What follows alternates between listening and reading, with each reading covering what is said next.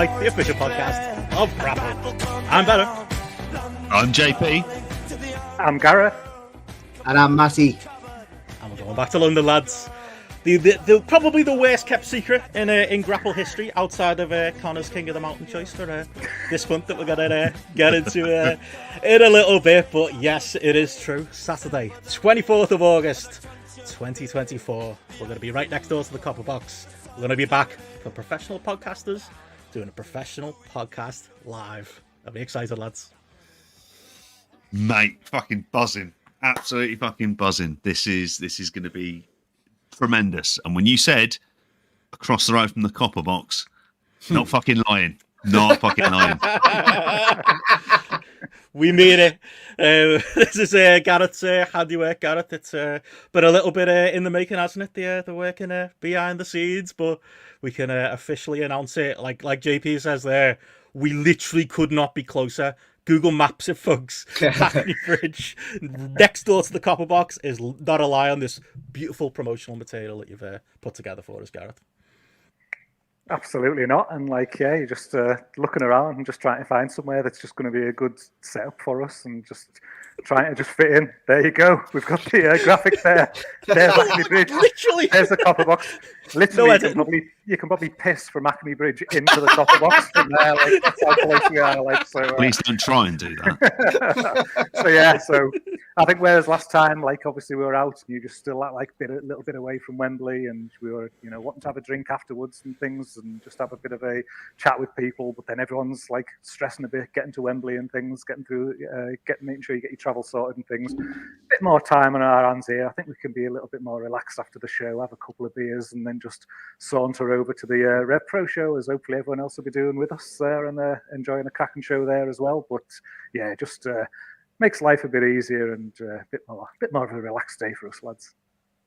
Definitely, yeah. We loved doing the Sunday last year, but I've got to be honest, obviously, we served the patrons to find out what they enjoyed about last year, and running up close to Wembley was not a complaint, but a few people had kind of said it was a bit of a rush and a little bit out the way, and being honest, a little bit easier on us as well, it being on the Saturday too. But we know our audience, and we know most of you are going to be there for Rev Pro, and even if you're not, come along on the Saturday, maybe that'll persuade some to pop over as well. Even Matty came to Rev Pro last year and he loved it.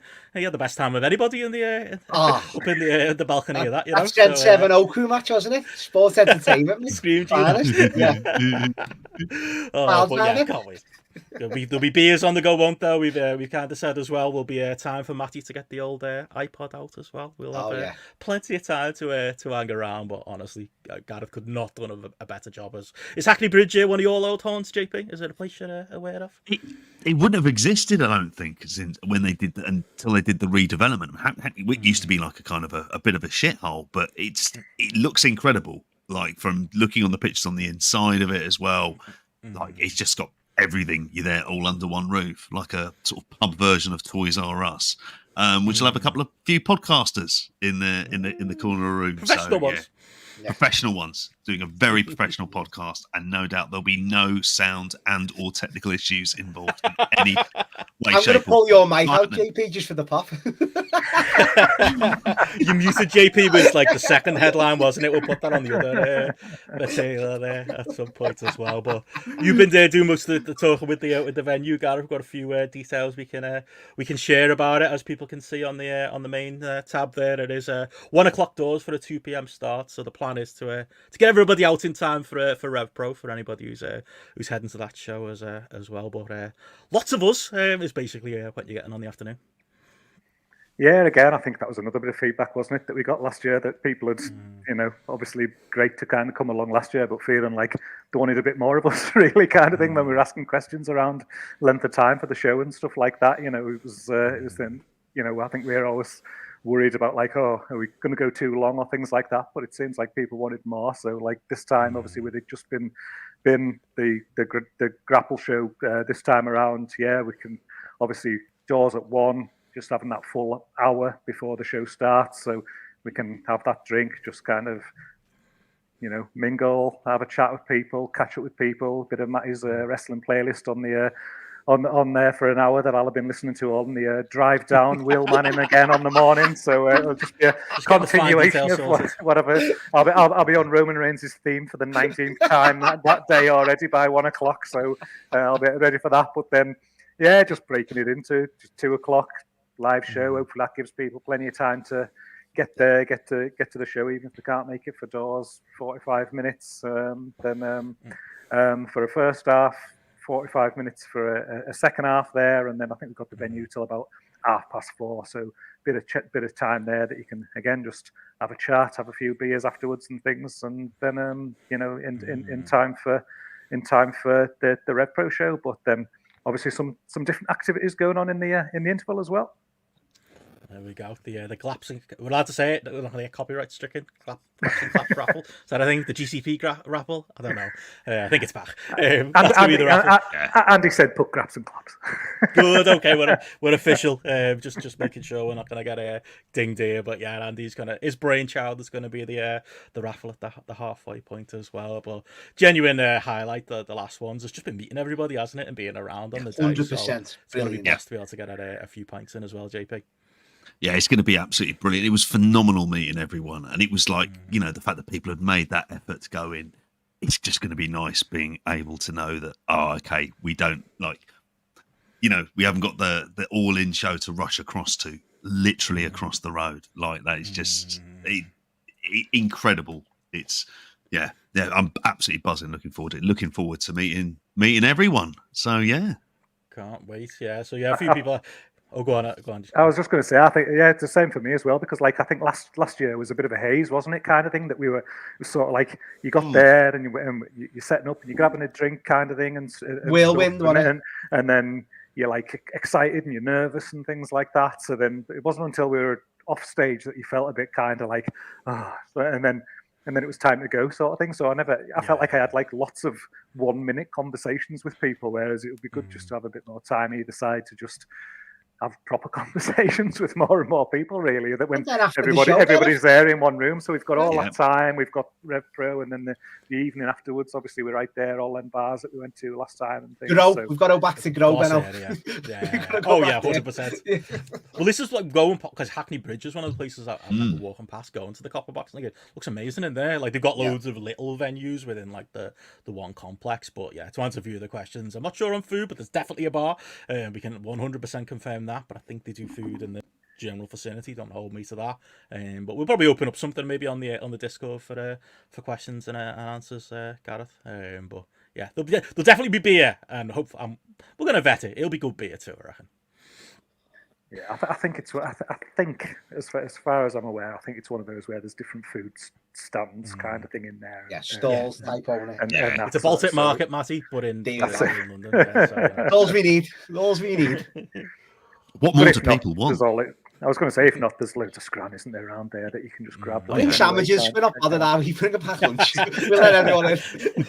If the venue were listening, we didn't say that. Matty's all order upon himself. But yeah, Hackney Bridge is full of food stands, so there'll be plenty of that going on as well. And yeah, if people want to know about when and where they can get tickets, which is the biggest thing.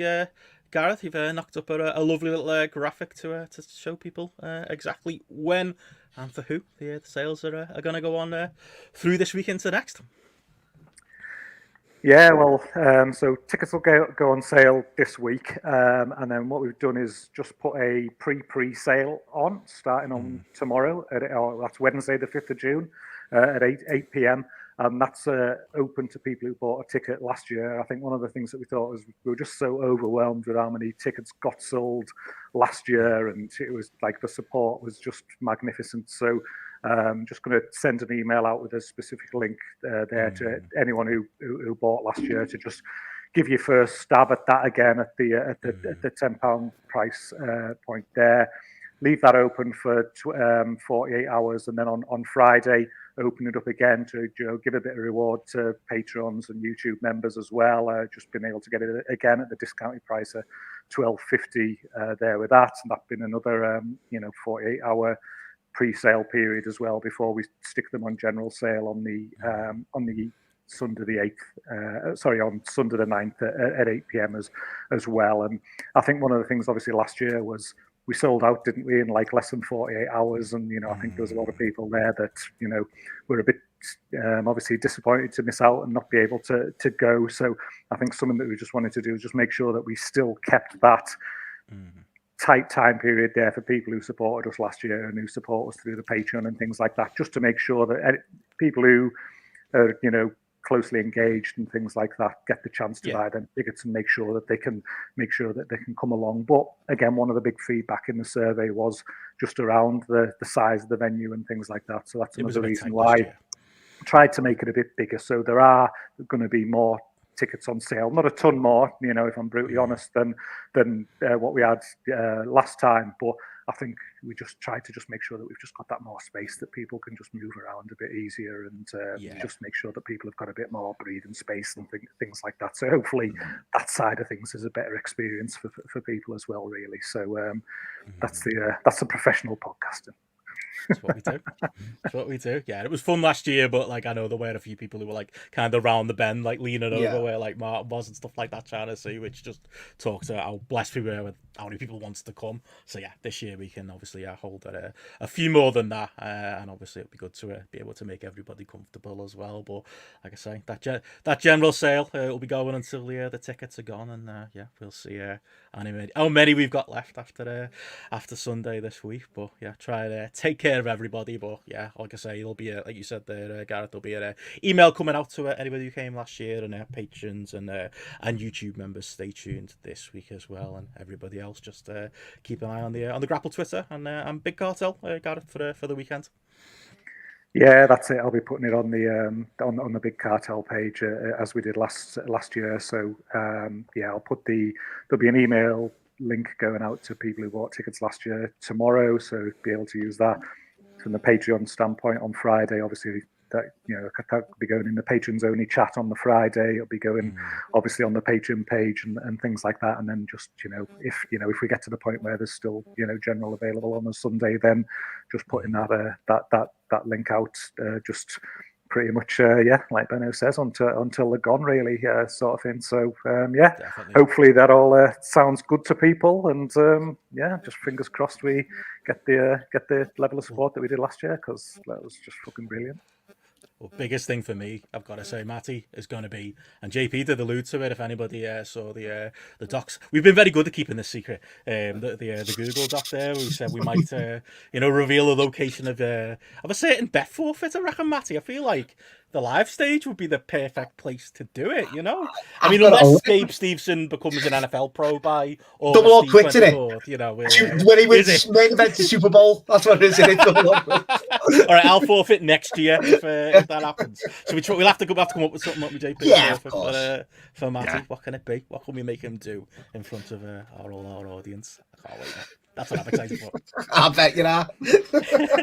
I've got some ideas, and it involves AEW merchandise. I'm just going to throw that out. But yeah, there's a few like Simon who didn't make it last year and obviously had the ticket, but that was it. That's going to be Simon's tale as old as time, but I believe in him that he will make it this year. And yeah, obviously Daniel Rose saying that, yeah, been a Patreon member for a year now, never came last year, but he's going to be there this year. He's going to drag the missus along as well. We always like to hear that. We said that last year we should have a creche for like partners and kids and friends of friends who've been dragged down to Wembley. But there's lovely places around the Copperbox as well, so you can kind of park them there too. It'll be absolutely fine. But we'll take it. I think that was a bit as well. It was like in the feedback that we got through the survey, there was some people saying like, "Oh, I didn't fancy coming because I'd be on my own," kind of thing, and I don't necessarily know people. But on the flip side, we have people saying, "I did come on my own, and then I've met a load of new mates, or I just put names to faces from the Discord and Twitter and all that kind of thing." So that was one of like my favorite things. I say like last year, you didn't get a chance to speak to people as much as you wanted to do.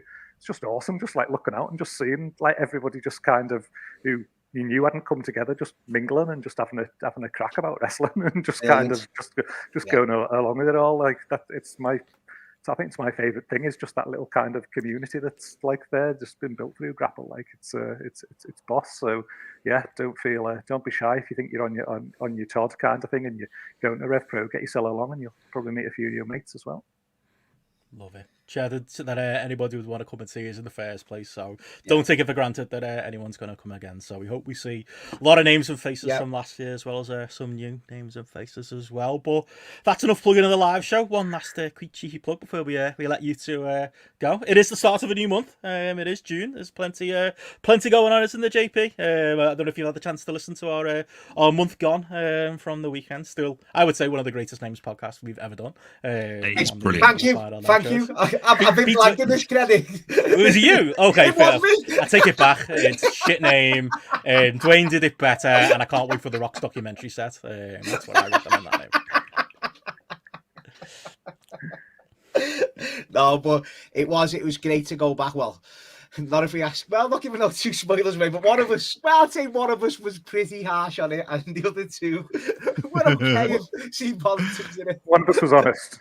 We're always honest, Gareth. That's what we do. Two of us were nostalgic, I think, is what I'd say.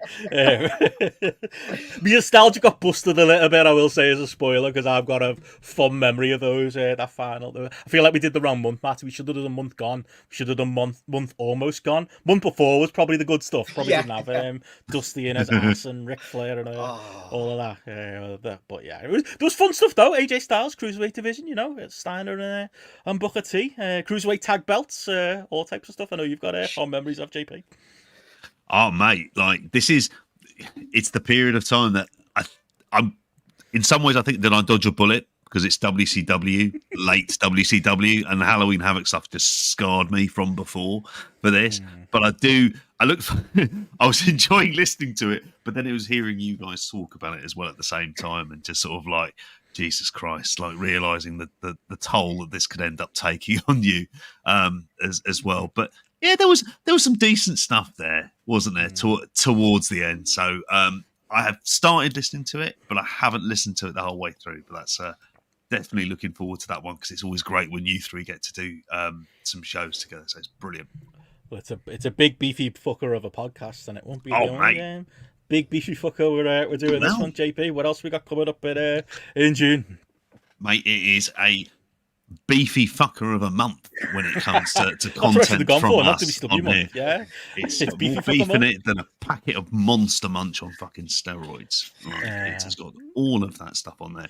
We've got the big beefy fucker edition of the patrons poll, which is going to be leading to a mixtape. I get to choose the matches. Let's not go completely overboard here. But you're going to have some proper big fucking lads for that. You can guess the usual types. I don't get to curate that much. We have a deep cut, a phenomenal deep cut. It is the King of the Mountain pick. We have Conor O'Loughlin's the deep cut on Aces and Eights. Everyone's favourite biker gang. I'm shocked, JP. I'm shocked. I stunned. Can't believe he it was that. the best kept secret. Yeah, no. We've all been hyped for that one for a while, though. Basically, Connor's just been waiting for that YouTube playlist to get released. It's going to be the easiest, as easy homework as the LAX Civil War was. It's literally play on YouTube, and there's a full playlist there of the entire history of the Aces and Eights. Well, do you remember, guys? You remember on the LAX podcast, and obviously Platt listened, and I did say I wasn't fishing, and I was like, I would love that on physical. The glorious man himself sent me the whole playlist on a DVD, and he sent me the Aces, and he sent me the Aces and Eights one on DVD as well. So I've already got that on physical, ready to go for it this weekend. What a legend he is! What a legend! And God bless, I'd have to say, for the rest of us who haven't got it on physical, there are very few people in the world who will have. But if it's Garrett Kidney, then fair fucking play, because he's put the entire thing up on YouTube for that, so everyone can follow along for that. Very easy access. And we've also, on top of all of this, got an Ask GRAPPL. And it's for all Patreon and YouTube members. A big live show. We like to have a sort of a cracking old giggle with that. And that's not it. We've got RevPro this month. We've got the RevPro lads here with us as well, haven't we? Yes. We've had the pre-show before this. That was batshit, because it turned into a lot more ironing chat than what any of us had really expected. And the weekend show as well. So if you want to join this happy place, patreon.com/GRAPPL, or become a YouTube member at youtube.com/@GRAPPL. we go. Plenty of that coming up, and yeah, be look forward to the return of the Retro boys as well. And we've missed there, Matty. Anything else going on? We're getting July together. We're organised these days. Yeah. You know, we know what I've put in the post on the Discord. Or maybe one show short in July. So I've seen that. Good suggestions. Couple of shouts in there for ones that we do have on the short list. But you know, any new ideas, any July centric ones that people reckon, let us know. As we've said, Benno, it's the new 1997 and it's 2001. So, so we'll beat that into the ground and then we'll move on to a new year, my friend. We'll find another one. What we'll do. That's what we'll do. So yeah, plenty coming up this month and next month as well as the normal spotlight and everything else going on. But yeah, lads, unless there's anything else, we'll let them go. I know you've got 400 podcasts on, Matty, but you can plug them somewhere else, mate. You'd get around too much. We'd be here for another hour. No more plugs. Come on. And the Ogden's podcast, you're doing that as well. Yeah, the latest episode of the Muck should be out now, or definitely be out in the morning. We've got our friend Michael Hamflet joining on there to talk Great American Bash 2004. Now, if no one's familiar with that, it's the concrete crypt match between The Undertaker and the Dudley Boys. So, yeah, no one's seen it. Go and watch just that match, JP, because it is absolutely horrendous. And I'm a big Taker man. It's awful. Awful stuff. Brilliant. Anything else from you, Gareth? Or yeah, just want to plug the tickets one more time? Yeah, just as I said, just keep your eyes on your emails, keep your eyes on the Patreon page and the Discord for those links going out. And I know JP's a man of who loves a good little hooky deal there. And I was just thinking as he was going through the patron list there, that actually you're saving $2.50 if you're a patron and you buy your ticket for the live show. So if you get yourself a little patron this month, you're saving, essentially you're knocking $2.50 off that, and you're getting the chance to get your tickets early as well, aren't you? Really, so makes a bit of sense there, doesn't it? You know, why not sign up for the great content and a little bit of cash off your ticket for that show? Love it. Plug it to the end. Cracking value prices as well. Definitely. I was going to say, lads, I'll see you in August, but I mean, I presume I'll see you before then, probably this weekend. So, yeah. Latest. Thanks, lads. See ya. Have a good show, guys. I'll be listening on the commute in the morning, so keep the Solo Sokoa hatred at a minimum, please, Benny. We will not be covering that today. Bye, Matty. Cheers, lads. And off they go. Well, that's all the plugs out the way, JP. We've got a week in wrestling to talk about. It's a bit of an all over the shop kind of show this week. Plenty of I'd say plenty going on in the wrestling world, but lots of little bits going on across the wrestling world. So we're going to cover quite a few promotions, I reckon, today. But start where we always start with some AEW chatter, JP. We've got obviously Dynamite coming up on Wednesday. Collision and Rampage was in the can over the weekend. There's been some rumouring going on around what's going to happen at All In. A little bit of rumouring on what maybe the finish might be to the main event of Forbidden Door. But shall we start there? I assume you saw Collision this week with the the weirdness surrounding the world title that's going into Dynamite this week. That's probably my personal starting point. I loved seeing Swerve on, as much as like I only 80% agree with him, and going back and forth with Bully Ray and Mark Henry this week on Busted Open Radio. Like every time they tried to corner him, he was getting them back with just facts. He was kind of, well, they don't think they're promoting you enough on Dynamite. And he's like, well, actually, we have like a stupid countdown clock. Don't know if you've noticed. And Mark Henry was looking at him like, Mark Henry hasn't watched Dynamite in about, well, since he started, outside of doing those Rampage cutscenes. But there's a little bit of valid criticism in there as well. But yeah, we can get into Collision overall. But obviously, this week's Dynamite's got Roderick Strong versus Swerve in it. No problem with that, JP. No logical, no gap in there to discuss. Surely makes sense after Will Ospreay after win a convoluted casino battle royal gauntlet thing to get his title shot. Roderick Strong shouted at Tony Khan and he got his. In all seriousness, like that segment on it, I thought of you when that happened. I was like, oh, that's like it's like everything little slight, and they're all small criticisms, all together in one scene. It's, you know, we do a big stupid battle royal to get a title shot, but then Roderick Strong could just go to Tony Khan and say, give me one. Tony Khan on Dynamite last week had Christopher Daniels. You know, Christopher Daniels is supposed to be standard now. Christopher Daniels is supposed to be, as we talked about, the hooky, the Adam Pearce from Wish in Tony Khan's stead. Nope, Tony Khan's still on telly. And last week as well, you know, we were going on about how, you know, we don't fully understand exactly what an eliminator match is. Makes sense in principle, but maybe not in the logic that they've done. Not even an eliminator match, just a title match on Dynamite this Wednesday, JP. Yeah, match will be good though. Again, if you want to wrap it up on all a nice bow for what's coming up. What did you make the bill? Making the bill for that, and obviously the big you know, segments at the end with Swerve cutting a promo on Ospreay. What have you thought of the build so far? Oh, I'm not liking this. I'm not liking it as well because of really the reasons that you kind of say. This is a needless match thrown in for no good reason that plot-wise kind of ends up making the reason for the main event of the pay-per-view like just slightly nonsensical. I just put my head in my hands. And there's things about Collision that I kind of like this week. I'll talk into later on. But you see this, and it's like very much an encapsulation of the problems with AEW storytelling at the moment, where it's just sort of jumping through hoops, and there's just plot holes coming around all over the place, and the lack of consistency. And like you say, it's kind of laid bare with that particular scene of Roderick Strong, who I kind of, you know, I was also thinking as well, he's able to do this on the back of beating Leo Rush. Now, I enjoyed the match for what it was, because it's quite good when he gets to actually throw someone around.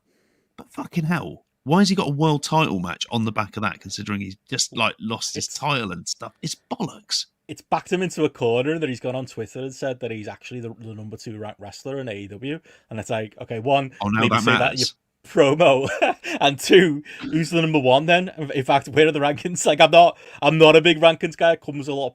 It's more, for me, the rankings is more an example of they can't even keep kayfabe rankings in order. No. Tony Khan's not organised enough for the guy whoever writes out the rankings for him just to keep up to date with Tony Khan. That's probably the reason they don't exist anymore. But it's like, you know, Roddy has, you know, as Simon says here, got in fairness, a good win-loss record.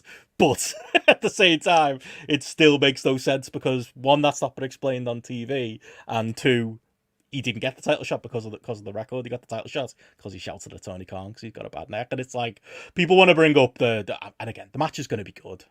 We probably won't talk about it again after Wednesday this week. So it's not the end of AEW or the greatest issue. We're talking about, you know, at a time when the opposition, you know, they got their clash at the Castle show coming up. We're about to talk about Piper Niven getting a title shot, where I think the stat was she hasn't even had a win at any point this year. So absolutely both companies are guilty of it. But it's a minor thing that just, for me, encapsulated that overall big issue we kind of talked about last week, that just investment issue. Like, I wouldn't use WWE as the gold standard because they had many, many, many years where, you know, investment was a huge problem with WWE because nothing really mattered on TV.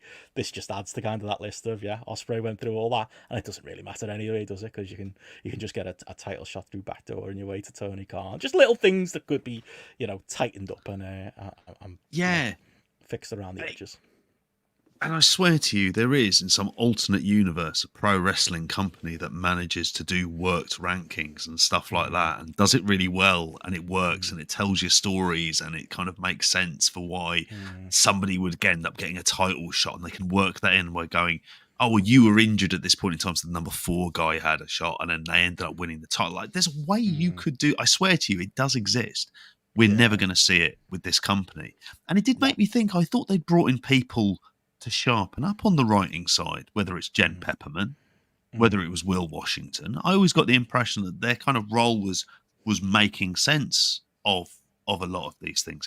It seems to be happening more so than ever, like whether it's the same kind of repetitive finishes, whether it's now plot holes that you're seeing, sort of rushed storylines that seem to be taking it out of the loop and away from what common sense would have you doing. And you think, okay, this is really worrying me, because the phase when a wrestling booker throws shit against a wall to see what sticks is never a good phase. It's never a part in wrestling history and they managed to luck into an amazing angle and everything worked out brilliant.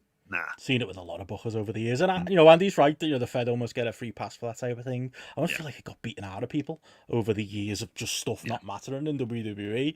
And yeah, they do a haphazard job of some things. Feel like they matter a lot. See Roman Reigns. See, you know, the things they do on often on SmackDown, like that seem to mean a lot to that audience. And then yeah, they still get away with doing things like they're doing a Clash of the Castle with that title shot, and yeah, maybe it's been beaten out of us. But yeah, I'd like to hold AEW to a higher threshold there, but it's just, you know, it's probably at one of those little things that just typifies kind of where we are with AEW at this point. And yeah, what's your excitement level like going into it? Forbidden Door coming off this Collision and Rampage, Ospreay and Swerve. Bit of talk about what the finish could potentially be. What do you see them doing there? Like I've seen different reports. You know, Meltzer's kind of gone back and forth on who's likely to win that. Like I've even seen it hypothesized that Swerve could lose the belt and then they could flip-flop it and do something else, or, you know, Ospreay loses but comes back at All In. I think Meltzer even said he's heard from certain people that possibly Swerve might not even be in the title match come All In. I'm not sure. He wasn't reporting that. He was just saying that's one thing that one person at AEW believed. I suppose we should say it's a positive that we don't know the direction they're going to going into this pay-per-view. And I think there's, as we kind of talked about on the weekend show, there's positives for me in you know, who's the two hottest characters right now at AEW. Well, definitely Ospreay, and it was Swerve, and he's in that mix. So I kind of get a coldish promotion, putting those two together and seeing if they can strike lucky with it. Maybe shift a few tickets coming up to the pay-per-view that I am going to be live at. But yeah, is your take on it any more positive than when we talked on Friday? No, not really. That's right. If we're really frank, well, actually, it's funny that you mentioned, like, I mean, in terms of where I see the finish going for this, what I've got in my mind is that at this point, frankly, you want to have Ospreay win it, and I think it might be Ospreay MJF at All In with Ospreay as champion, and Hangman Page costs Swerve the championship here to then build up to their blow-off match at All In. Just sort of thinking about it, like that may be the kind of get out that can kind of protect him by putting him into the feud that made him in the first place. Hangman's like Shawn Michaels in 1998, isn't he? Anytime there's a mystery man or they do the Deadly Game tour, it's like, well, Shawn might come back and that'll solve everything. Like I feel like that about Hangman Page now. Every book and hole, I'm like, but if Hangman comes back and we light that up again, we'll be good to go. Well, we've had no reporting, have we? Unfortunately, he's a MacGuffin. That's what he is. He's a MacGuffin who comes in and he solves problems. Yet I don't think he's ever coming back to work again. I don't know. He seems to really, really not want to do that. So, it's possible. Yeah, like, you know, I think that for me feels like the direction it's going to go in. You just sort of think to yourself, well, the optics, would it not have been better to just for 1 month on a pay-per-view that is sold in a very different way to all the other shows, and the kind of uniqueness is unique matchups, which unfortunately, because AEW kind of cannibalizes, and we'll get into this in a bit, and New Japan's 10-point like list about why everything's going to be brilliant for them. The thing that they've already done is they've already cannibalized so much of the kind of what would be the big Forbidden Door matches, and New Japan have done obviously their terrible job getting involved, and there isn't enough big CMLL stars to kind of make them like the mix. So you just got this kind of equal to the AJP, New Japan and AEW, same level. There's no bigger brother, little brother dynamic there at all. Not at all. Really, I can't see this. They sound like, to me, that as an Arsenal fan, they sound like Tottenham fans trying to say that. And they go, yeah, you tell yourself that, lads. Like, but that's me. That's my biases coming through. But that's like, it's sold in a very different way. It didn't. Did this match need to do it? Do they need to shift tickets for the Long Island market, particularly if you imagine they're going to announce MJF and he's going to be having a match there? That's going to sell a few tickets. Like, did you need to? I mean, like I said before, like just put Shingo in there with him. Put Tetsuya Naito if you're not putting the IWGP title back on him, which I suspect they bloody will do. Like, you get to the point where you think, you know, that's the obvious like route to go down, but it's like unnecessary complications that I don't quite get what the point of it is. It looks like we're getting MJF back on Dynamite this week. Obviously, it was strange last week's Dynamite, the fact that he was just, you know, the promo segment, like a pre-recorded video segment, and that was it. You would have just assumed he'd be on the show coming off the pay-per-view, so I presume he had other commitments or something. And yeah, it looks like his first program is going to be Roosh, or at least a TV match, I guess, with him and Roosh. I can't see that being the direction for Forbidden Door, but outside of that, as we tried to posit, coming out of the pay-per-view last week, don't necessarily feel like there's anything else that's obvious on the table for him right now. Obviously, with there's been further reported since last week that Adam Cole is nowhere near ready to do a match. Hence the what we got at the pay per view. I don't really know what else there is. Bit of left field though, isn't it? If it is the second big match on Forbidden Door is MJF versus Roosh, I have to believe there's going to be something up the sleeve to do with that. Maybe that you do a TV match and it leads to something else. Don't know. Yeah, this is the problem, is that the way that this side is. This is looking, dare I say it, at times CMLL and New Japan end up looking like ECW and WCW teaming against WWE in the invasion angle, where it just doesn't feel like they're on the level. And in fact, the people you're using to bump up the other team's side are your own people. And it's and not doing it in a particularly convincing way. That can be very controversial because I think weirdly, the way that they've booked a lot of the CMLL wrestlers have been pretty good because they're not household names. There isn't that level of expectations. But what is the dream match? I would have in a weird way Mystico and Will Ospreay, but that's not really a bloody dream match. I mean, I watched him in Battle Riot, for Christ's sakes. He's not exactly completely exclusive, is he, Mystico? Stephanie Vaquer's having the match against Mercedes Moné. It's okay, yeah, that's something, but it's a weird one. You want to see Yota Tsuji get a big push, that's it. Shibata doing something interesting with New Japan, thank God, that. If there's something along those lines, but yeah, it's a funny show, isn't it? Definitely. And did speaking of which, did Collision and Rampage do much for you outside of that? Obviously, we had Ospreay, Kyle O'Reilly. I thought was a really good in-ring match. I made the mistake of watching Collision first and Rampage after, which had the build-up, which was building up Kyle O'Reilly for the Ospreay match. But I very much enjoyed that on Collision this week. Speaking of it, got criticism for how they got to the match. I think there were more logical ways to get there if you absolutely had to. But I thought Roderick Strong and Leo Rush was a really good fast-paced match. Show what Leo Rush can do. Show what Roderick Strong can do. Again, going into this week's Dynamite, no doubt that match will be good with Roderick Strong and Swerve. But yeah, they were kind of my two highlights for the show, as well as FTR's weird promo where they got heckled by just one bloke in the crowd. Thank God Matty's got off the call. But yeah, any of those highlights for you, or anything else stand out for you this week? I absolutely want to mention Roderick Strong, Leo Rush, because the dynamic and the pace were just absolutely spot on. I didn't even mind Matt Taven wearing Leo Rush's coat, which I was still kind of surprised he could fit into, which then made me think about how big it is. And I just thought, it's just like a big sleeping bag, isn't it, at this point? Because it looks massive on him, and he's quite a big lad. But the match itself was worked at such a phenomenal pace, and Leo Rush was able to make Roderick Strong look like an absolute killer, which he can't do because he's not a very particularly big guy. But it just was what a TV wrestling match should be. So yeah, I would say for that as well. And echo your thoughts on Will Ospreay, Kyle O'Reilly. I mean, that's the thing about Collision when I watch it, is there is always a few things that I kind of love, like the novelty value of some things. I won't like West Coast Wrecking Crew. I kind of was like, fucking hell. And that, but then you end up with stuff like Claudio and Johnny TV. Which, why did that need to exist? Why did that need to be on the show? Why is he in the company? That was the low period of the Collision this week. 100%. Yeah. That kind of 2-match stretch where it's just okay, have I gone into the Rampage zone now? Bookended obviously by 2 great matches, but yeah, anytime you get Johnny TV on BTV, it's time to hit that fast forward button. What I would say about Collision is there is still, as much as I enjoy it, because there is a little bit more wackiness compared to in some ways a little bit more wackiness in terms of some of the talent they use, tend to take a few more risks. And it's always got, generally, there's always matches that I seem happier with that are on Collision because my expectations are lower. Being no doubt that this is a B show, and the rating as well this week isn't particularly good, but that's going to happen. Not as bad as the overnights allegedly were, in fairness. Yeah. Yeah, I mean, it was on at an odd time, wasn't it? But yeah. Still, back on the regular channel.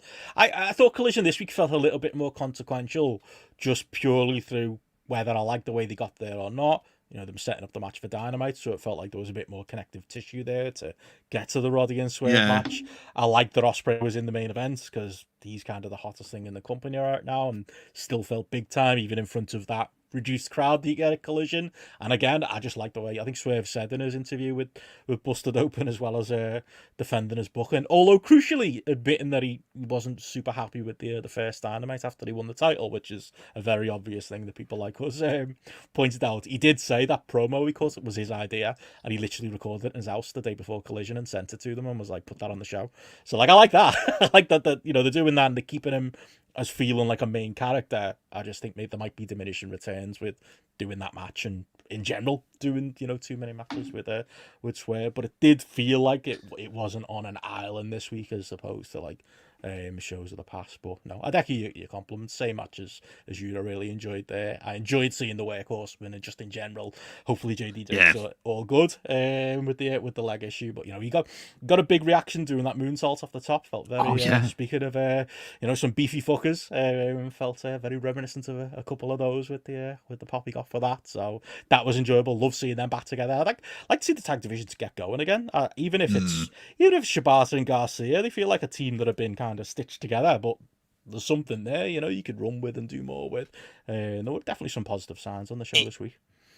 You mentioned about the tag team division. I think if there is a company that could just throw people together in tag teams and get away with it, it's AEW. Because there are so many talented singles wrestlers, and Garcia falls into that. And it used to be the way that you built up top guys. Is you got two of them together, you built them up as a great team, you'd have them go up against other kind of like single guy pairings, and then eventually one turned on the other. You had that kind of someone enough being about Swerve and Keith Lee. Yeah, exactly. Yeah. It did work, but yeah, where the fuck is he these days? Honestly, madness. We'll get that blow off one day. It'll happen in like NXT in like 10 years or something.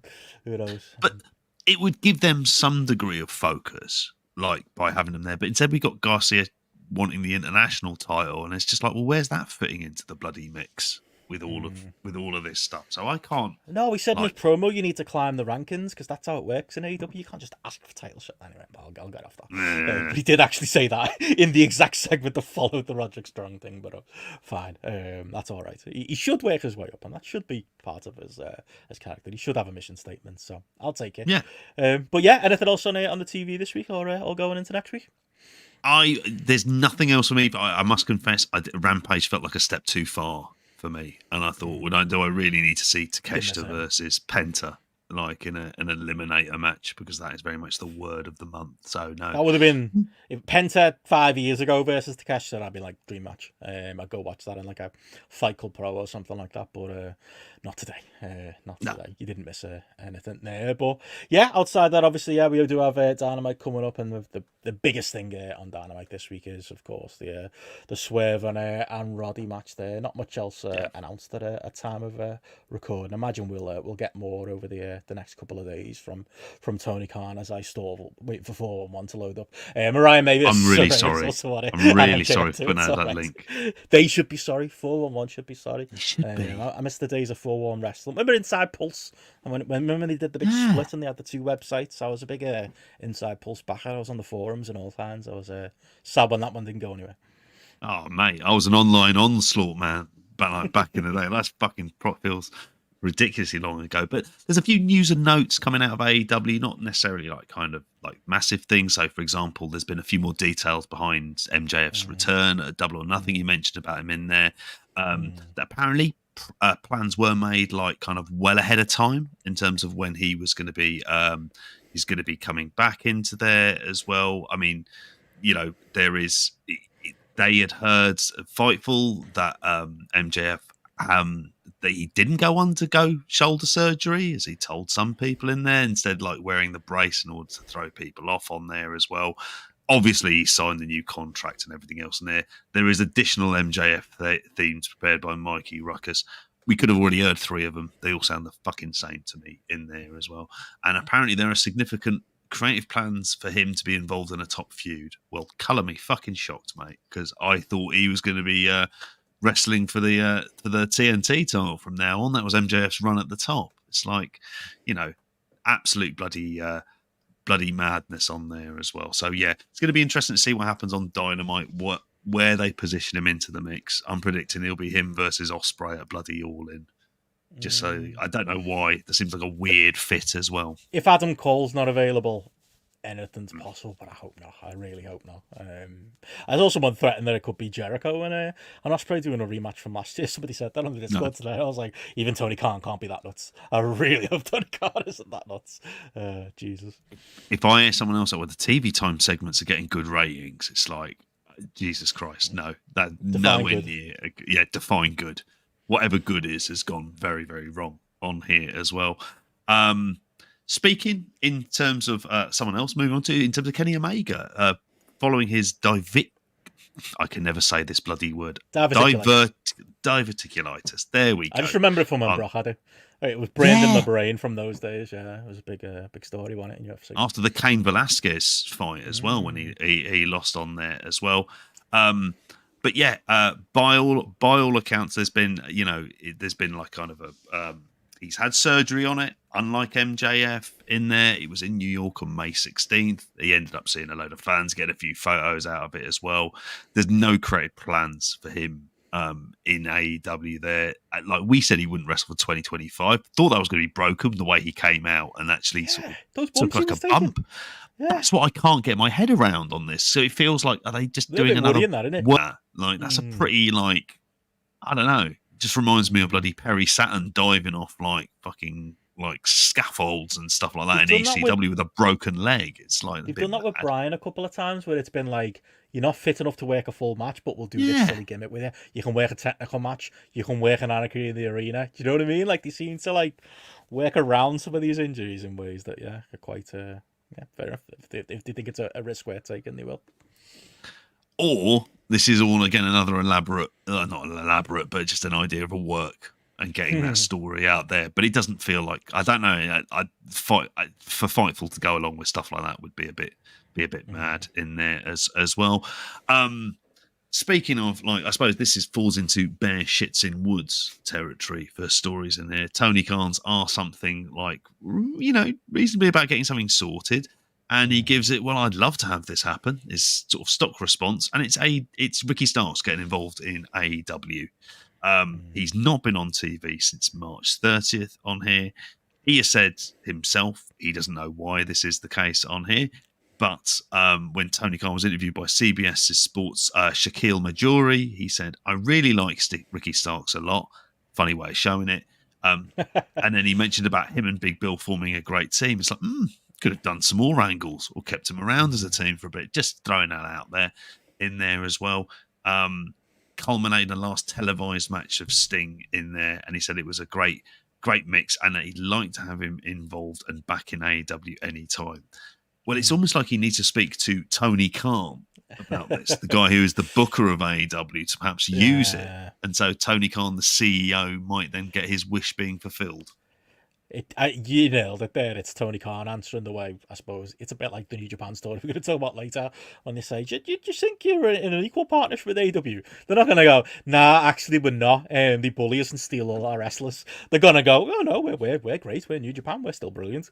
Tony Khan's going to say, oh yeah, Ricky Starks is still great. Despite the fact we all know Ricky Starks. He's got to be leaving. If Tony Khan genuinely believes what he's saying there, then the only explanation that he's not on TV is the one that we all assume, which is Ricky Starks isn't long for this world in AEW, and Tony Khan's trying to answer the question politically. I think that's where we are. And he should leave because in terms of having Cody as his backer in WWE, that means a lot considering the status of where he is at this point in time in terms of the kind of draw that he's being, Page, Marshall even getting a run in NXT. They'll take Ricky Starks. Sean Spears. You mean? Yeah. Sorry, Sean Spears. I think I said that on Weekend Show too. I meant Sean Spears. Him and QT Marshall just kind of. I didn't say anything. Same bloke. Fuck, have I missed that? That was like a massive story. I can't be same bloke in my head. Okay. Two sides of the same coin. But I suppose that this is another good news story to throw into the mix. Chris Jericho is stepping down as Rampage commentator. Not that I know, because I do my utmost not to see it most weeks, but there we are. He said he'll spend more TV time on Dynamite and Collision. So the Lord taketh away, and then the Lord delivereth in a really horrible way. So yeah, he I mean, this is him joking, saying he's going to be on 3, 4, 5 segments. I'm wondering if this is going to be some ongoing postmodern joke, one of the many, like, say, the heel, the kind of like snarky heel shit that seems to be permeating this company on here. He's been replaced, I believe, in terms of Rampage commentator by Matt Menard, which they did a seems thing like on TV this week. Solid shout. Yeah. Because he was attacked by Hook, they kind of used that as like the kayfabe excuse in that promo that's on the screen there. And then Matt Menard was just sat awkwardly at the table like, oh, guess this is my job now. And like you said, it's a good news story because Matt Menard's not amazing, but he's a good B-show commentator. It's the Raven, whatever, Johnny Polo era type of role here. He kind of fits there, and Jericho was just literally maybe want to mute the TV anytime he was on Rampage. And apparently at the time that was because it was like allegedly some big plan that when Jericho retired he was going to become a commentator full time, but at no point did he show like any capability to get, despite my own thoughts about Jericho and the fact that I don't think he should be on TV anyway. This predates that, and the entire time he was a commentator I just thought he had turned the channel heat with me even there as well, just screaming down the microphone, not taking criticism on board, having this weird commentator voice. He was terrible at it. Some people who are good promos don't make good commentators, and we saw that with Jericho. Yeah, exactly. He was a waste, and he showed no inclination to even just learn to talk like a normal human being. That seemed to be well and truly out of the way for him to be able to do. Last story, and this is very much like in the "and finally" kind of segment on here. This is all a bit mad, like a lot of worlds that I'm certainly quite keen on coming up together, which was we had a Blackpool Combat Club reunion at the darts at Madison Square Garden. Just throwing that back in there. The darts, which has taken a lot from wrestling, the PDC, they really have done. It manages to draw all sorts together, particularly Wheeler Yuta and Claudio Castagnoli, which seems weird as fuck. And guess who they saw there? It's our good mate, one of the best British wrestlers of all time, the way he drunk that cup of piss, William Regal. Fucking hell. Yeah. Mate. Where's Moxley and Danielson? That's my opinion. Yeah. I'm sure you'll agree. Just sack him.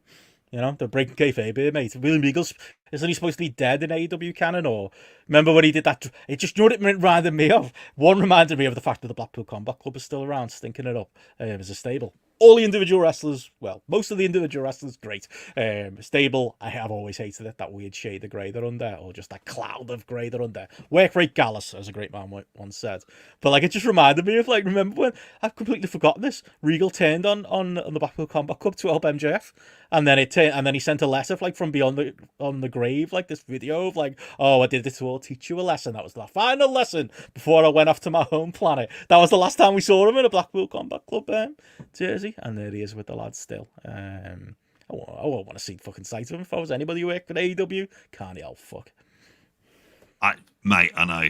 He really is, but isn't he trying to finagle like he's himself into an on-screen character to manage his son? And it's just like, what? You're going to give him more fucking All Japan dates at this point as well. He gets the challenge with the fucking Triple Crown.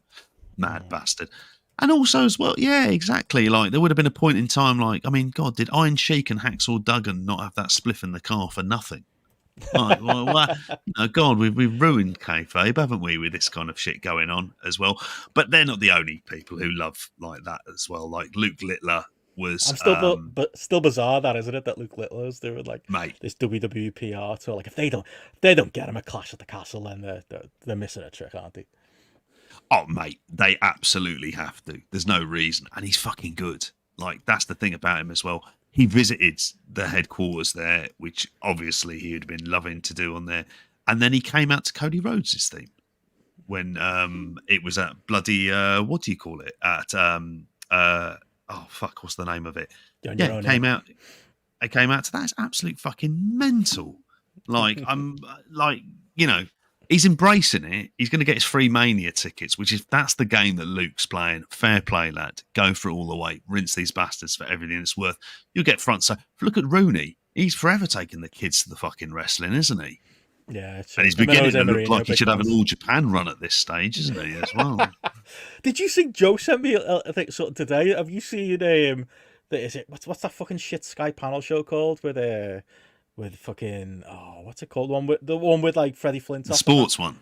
Yeah, that one. They had like an episode where Yeah. Micah Richards went in there, did some like lucha. I think was it Atlantis? I think Joe said, bumping round for him. Like I could see Micah Richards being like a wrestling star, but was that a news story when it happened? I kind of vaguely remember there being something.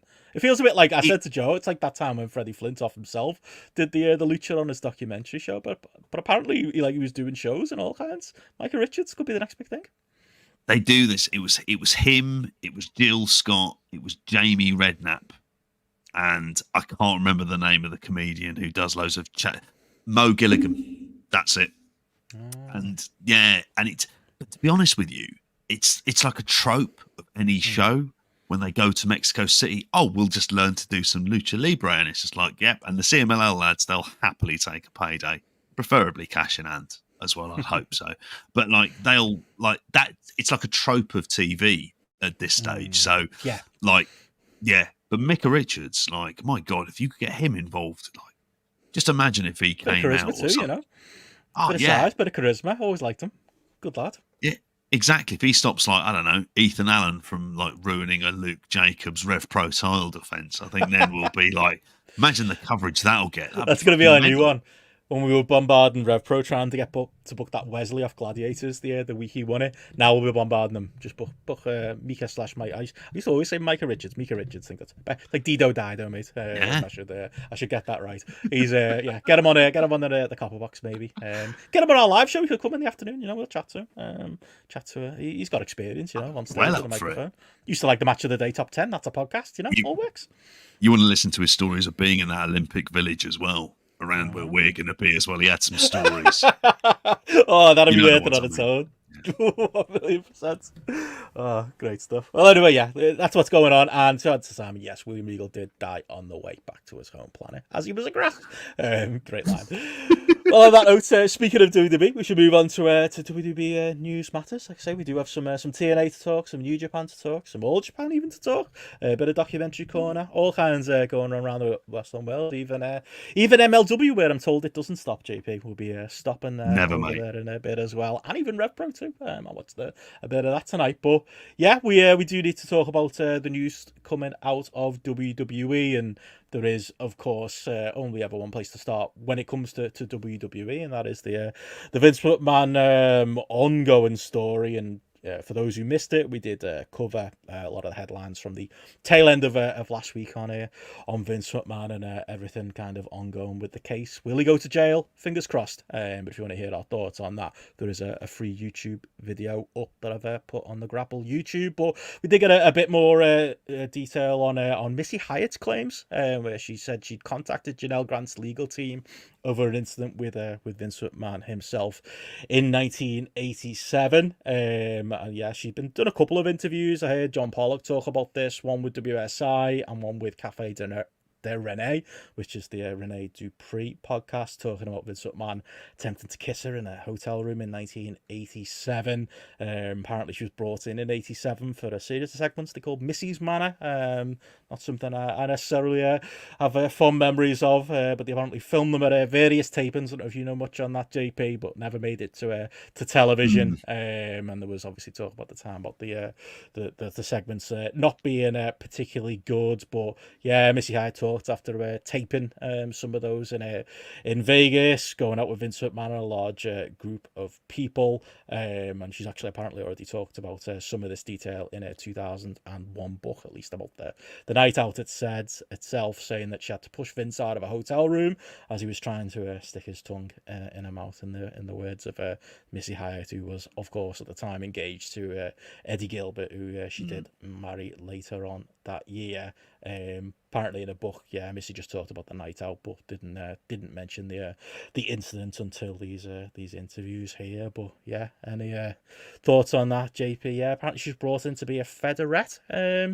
Apparently that was a thing in the 80s, was it? Like a cheerleader type thing, or like a ring girl type thing they were trying to do. But again, you know, old obviously allegation that's past the statute of limitations, and you know, with the grand scheme of the Vince McMahon allegations, you know, quite low down the pole, but does speak to, if true, you know, a pattern of offending with Vince.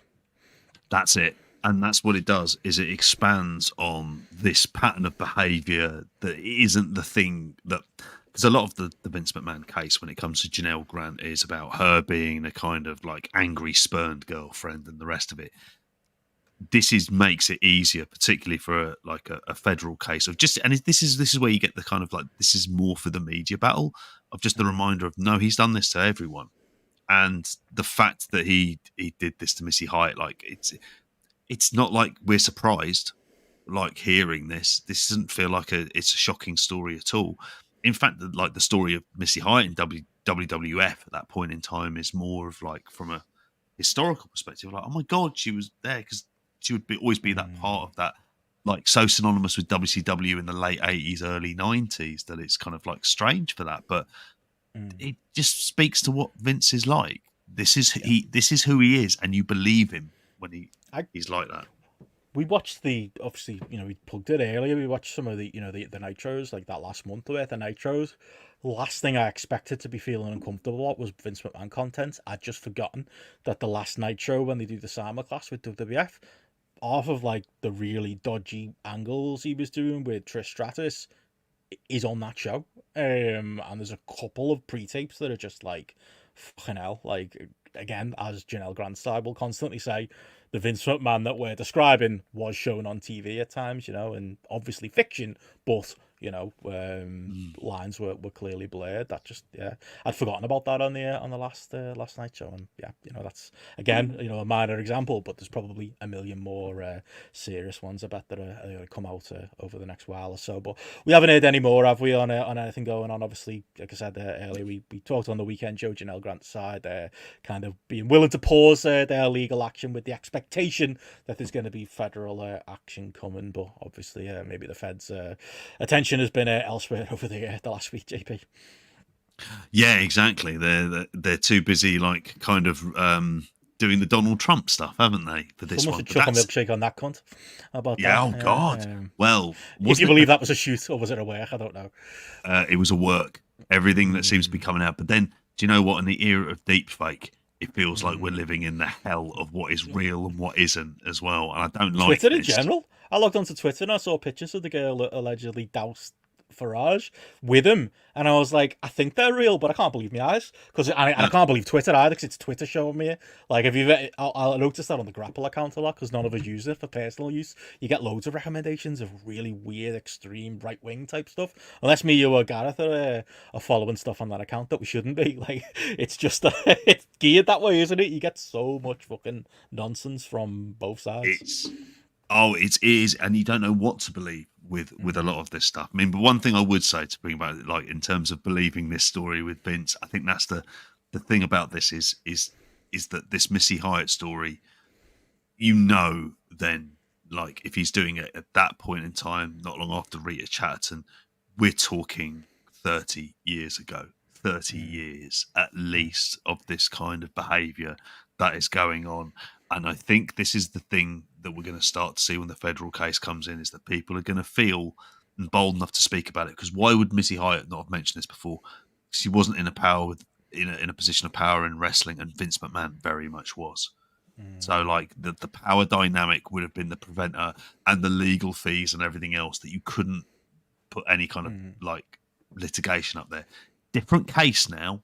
And so that's where I think this, if nothing else, the hope would be that Missy Hyatt coming out with this story just helps like those people who are victims of Vince McMahon be able to think, actually, I can come out and talk about this. We've had, even on our YouTube comments, because we did put a video out about, all the stuff from last week. After comments, Trump 2024 and stuff like that. So that fucking base has been galvanised this week, haven't they? But yeah, Lindsay says there in the chat, apparently the milkshake thing is a shoot. The girl in the photo is just a dead ringer to the person connected to Farage. Like you said, JP, I don't know what to believe anymore. It's fucking twin Hebners, innit? Who knows? It's Barry Windham dressed as Sting. We'll find out what the truth is at some point to make some light out of it. But while we move on from that, in all seriousness, very serious story, we should talk other matters going on on WWE. And yeah, WWE's name shouldn't be left out of it, by the way. It's not the Vince McMahon case, it's the Vince McMahon and WWE and John Laurinaitis case that is ongoing. And let's hope there's action taken on WWE's end as well. But in less serious matters, have you managed to see any of the WWE TV this week, JP? The only thing I did see, and it was more all for the suit, was the AJ Styles retirement angle It's powder that they blue. did. Powder blue, powder Mark blue Henry. one. Fair play. Did you buy it? I mean, I did. I watched it like having not. I wish I'd watched it live. I'd love to know if I'd have bought it, because obviously by the time I saw SmackDown on Saturday morning, I knew where the angle was going. But it didn't feel like what I'd buy this time. Like I bought the Mark Henry one, hook, line, and sinker. It's the one, maybe one of a couple. Maybe some of the D-Lo stuff, maybe the China stuff didn't age very well, but probably one of the only good things Mark Henry's ever done in wrestling was that angle. And I remember watching that live and buying it, hook, line, and sinker, even right down to Cena giving him the belt and all that stuff. Tried to recreate it with Cody and AJ, didn't he? It was entertaining, but I don't know if it would have pulled me in the same way if I'd seen it before I knew. Oh, I think you muted JP. I'm sorry. Oh, I thought every week I try and get through, and I think please can. And that's my own fault for coughing through because of vaping. So we'll call that. serves me right.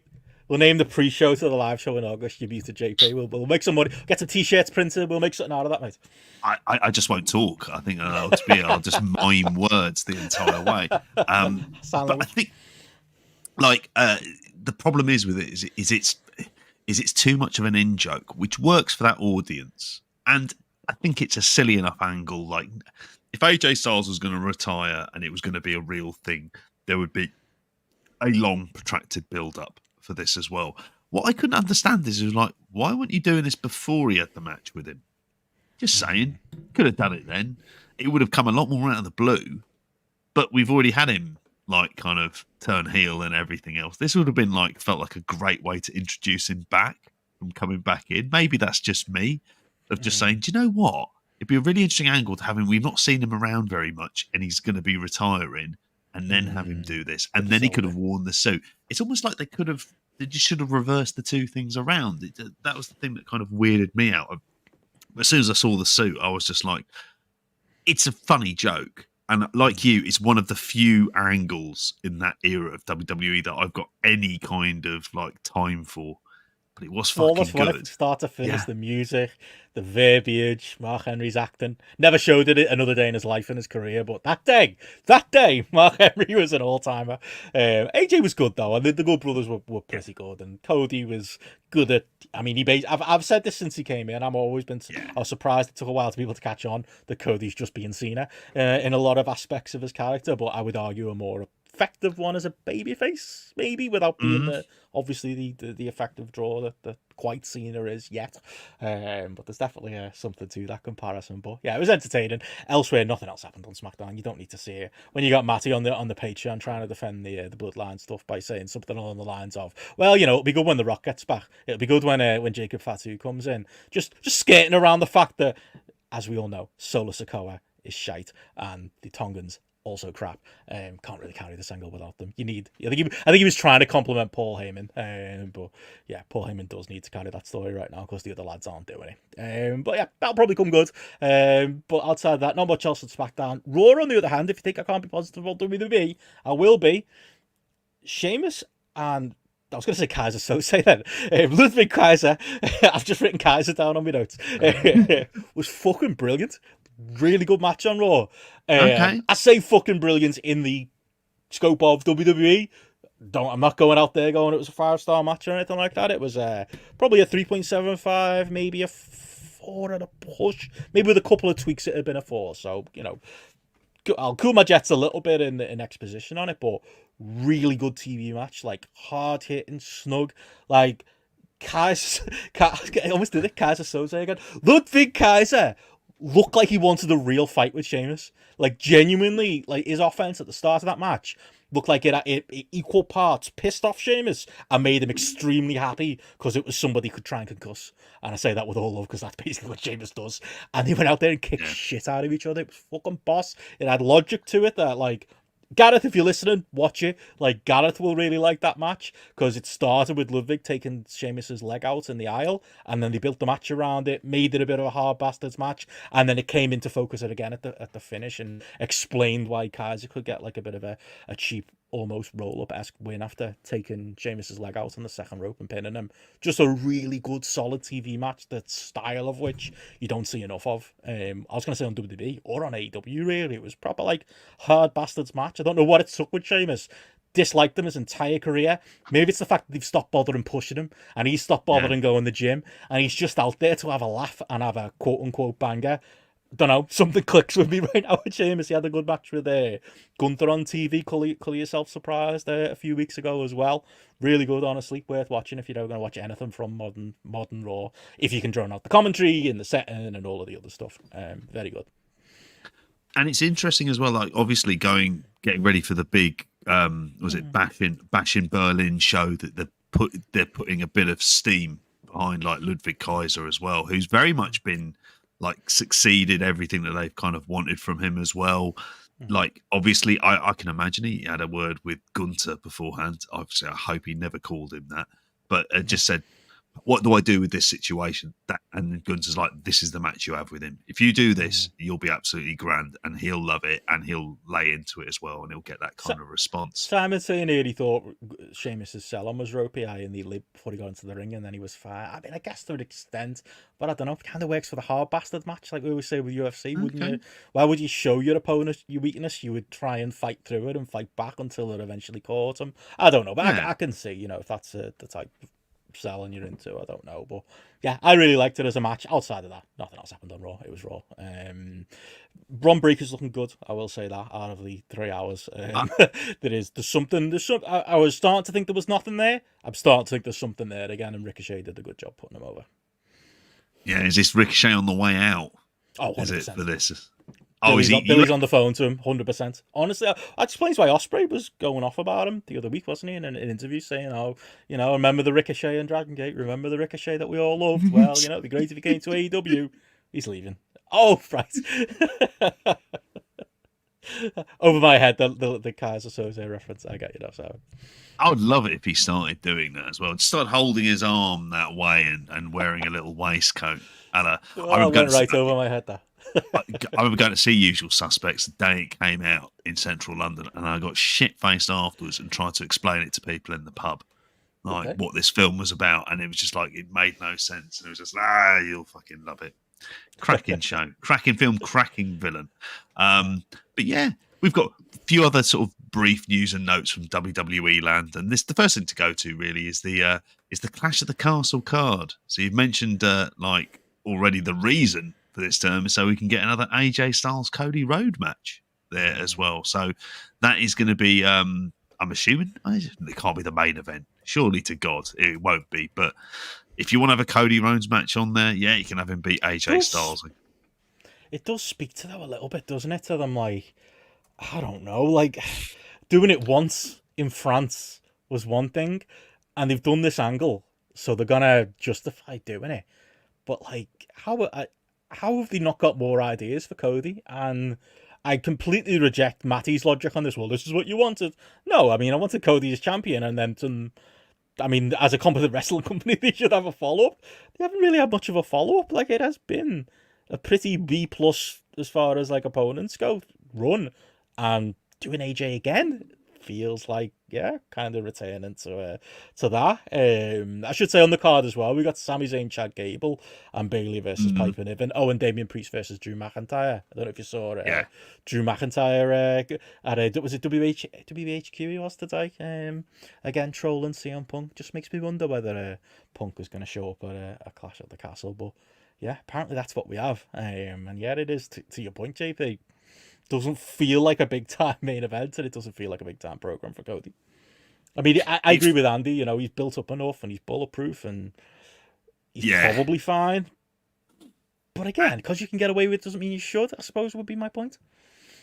And that's it. I think that's the problem with it is they're doing this option again of like, it's lazy booking for sort of post WrestleMania. Oh, we're on a bit of a tour, so we're going to go there. And in this case, we've got Drew McIntyre and Piper Niven. Now, Drew McIntyre completely makes sense. That'll be the main event of the show. He should be winning the title.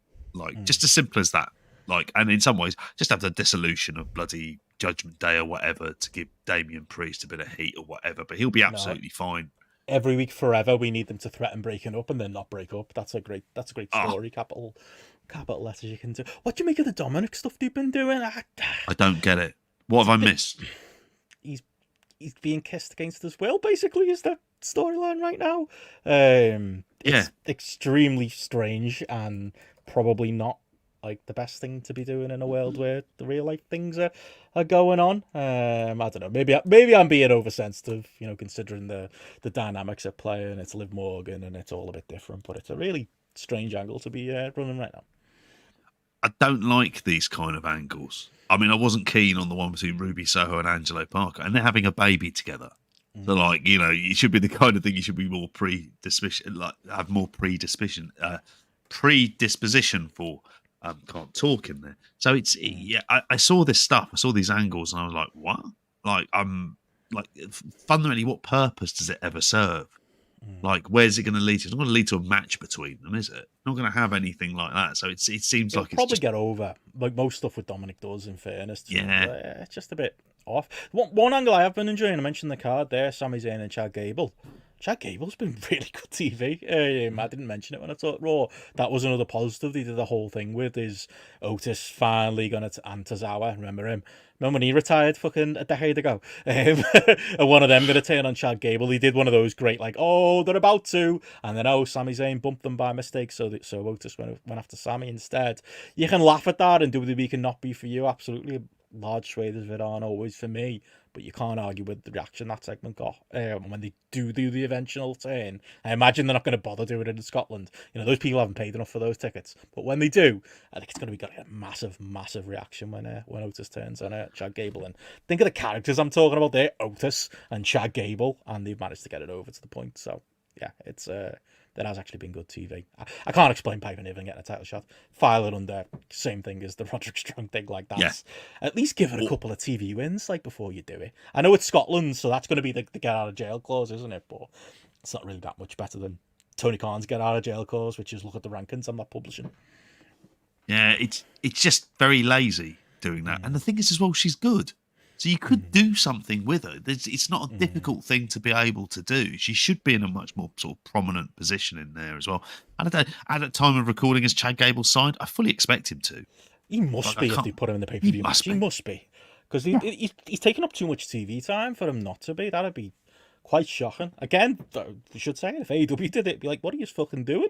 Like, giving him the biggest push of his life when he could literally leave tomorrow. And speaking of which, did you see the Natty Neidhart comment where she did Owen Hart's catchphrase, didn't she? Enough was enough, and it's time for a change on Raw. And it was like, I heard Meltzer talk about it on Observer Radio, and it's like, she's probably not entering the women's Owen, but she's another one whose contract is up. Was that a sign? Was that like sneaking? I mean, it's WWE TV. Can you really get something on WWE TV that isn't, get by 12 writers and Triple H? But imagine if that was like a little Easter egg she was going into business for herself. I don't want to see it. Don't want to see it in the AEW Women's Division. No. But they're leaving the door open for that to be a possibility for Tony Khan to drive a big truck full of money, to Calgary or wherever she lives. I think the thing is with this is with Natty Neidhart, there is reasons for keeping her in the sense that there's that kind of longevity and things like that. But as a character, I don't know what she would add. I honestly feel by the second time she'd appear on AEW TV, I'd be bored of her. That sounds like a horrible thing to say. She is the nuts and bolts women's wrestler that they've always wanted to then to be able to send down to NXT, and generally has done a good job and is well liked and is kind of like has that kind of bit, has that name and everything else.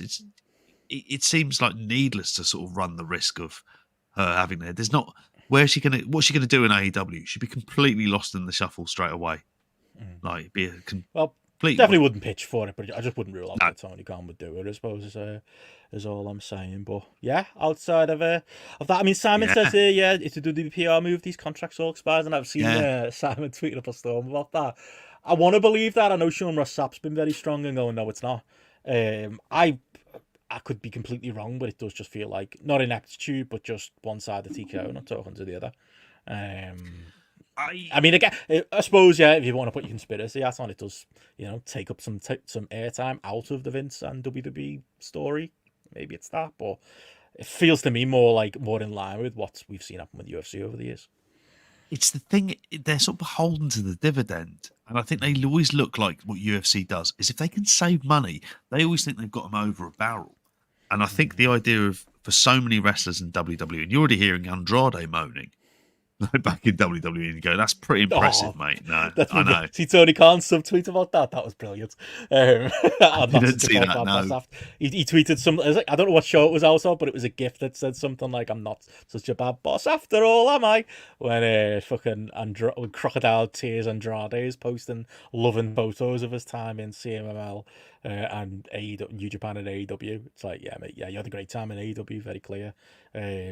Just take the wage and enjoy the WWE speed, mate. It's not like he ever offered that. I mean, Andrade's always good. He's like Tommy Bella, and he's good in theory, and then you see him on telly, and you go, he's not that good, is he? He's all right. He's fine. The one thing that AEW has done, and I think with all of these contracts expiring, ends up proving, is it's just like the amount of wrestlers that we just think, oh, the grass is going to be greener on the other side, and then we're always amazed that it isn't. And the thing that we don't accept is that a lot of them are mid-carders. That's where they are. Potentially in our heads, could we book a storyline? But yeah, we could also write the greatest films of all time and the greatest action sequences of all time in our heads. Like, there's a point where you practically have to go out and do it, and Andrade is the example of that. In my mind, it's just like putting back in New Japan, have him come in as part of LIJ, and it's just like, no, it'd be bollocks. It wouldn't work. He'd be lazy and cause a bit of a strop at the end, and we wouldn't be enjoying it. That would be kind of what happens in it. Speaking of miserable bastards, Gable Steveson. Well, and like Matty mentioned, well, exactly. He mentioned it. There's a lot on GRAPPL that kind of hangs on Gable Steveson. He signed with the Buffalo Bills, even if he hasn't played like football, American football, since high school. Like, the fucking insane about this as well. That surely, we talk about PR stunts. This is a PR stunt. Getting an Olympic gold medalist into your training squad on it. Maybe it'll help some of the defensive ends to do some sort of wacky tackles on people on there. But yeah, he signed with them in there. Never making it to the Super Bowl, mate. Not happening. Nope. I will say that. I'm not going double or nothing. I'm not stupid. I've already won the bet, and I'm looking forward to Matty having to do his forfeit live in the building at a Hackney Wick. So Hackney Bridge. So look forward to that. And yeah, never going to make it. Gabe Steveson. That's my take. Yeah. Yeah, and I don't think there's anything to add from that, because he certainly is never going to make it in fucking wrestling. Just do UFC, mate, and I'm fucking done with it. Like, that's the only possible field he can go into. And he's not going to end up doing that. We spoke about some contract stuff. Here's another one to throw into the mix. Angel Garza. It's expiring on August 1st as well, according to Fightful Select on here as well, that there have been negotiations that have taken place. There is an offer from the table from WWE, which he has yet to accept in there as well. And yeah, I'm assuming this one, they don't need to necessarily rush all the way down on there. And then we've also got the story about Humberto as well, where Humberto Carrillo, that his deal is expiring in August as well. And obviously he's been part of Legado del Fantasma as well at the same time. So yeah, like, what do you do with them? Are they big enough names as a tag team? Are they doing anything with them? Don't seem to be a big feature. Could they easily just end up being released? Yep. Does Triple H know they are? I have a question mark on that. I think he does, but still. They put an offer on the table, so at least there's that. But yeah, just the same story as a lot of these contracts right now. Do they need them? That would be always the big thing. Do they need them as well? For sure. Final story from WWE. Big E, he is an MVP receiving stem cell treatment in Mexico.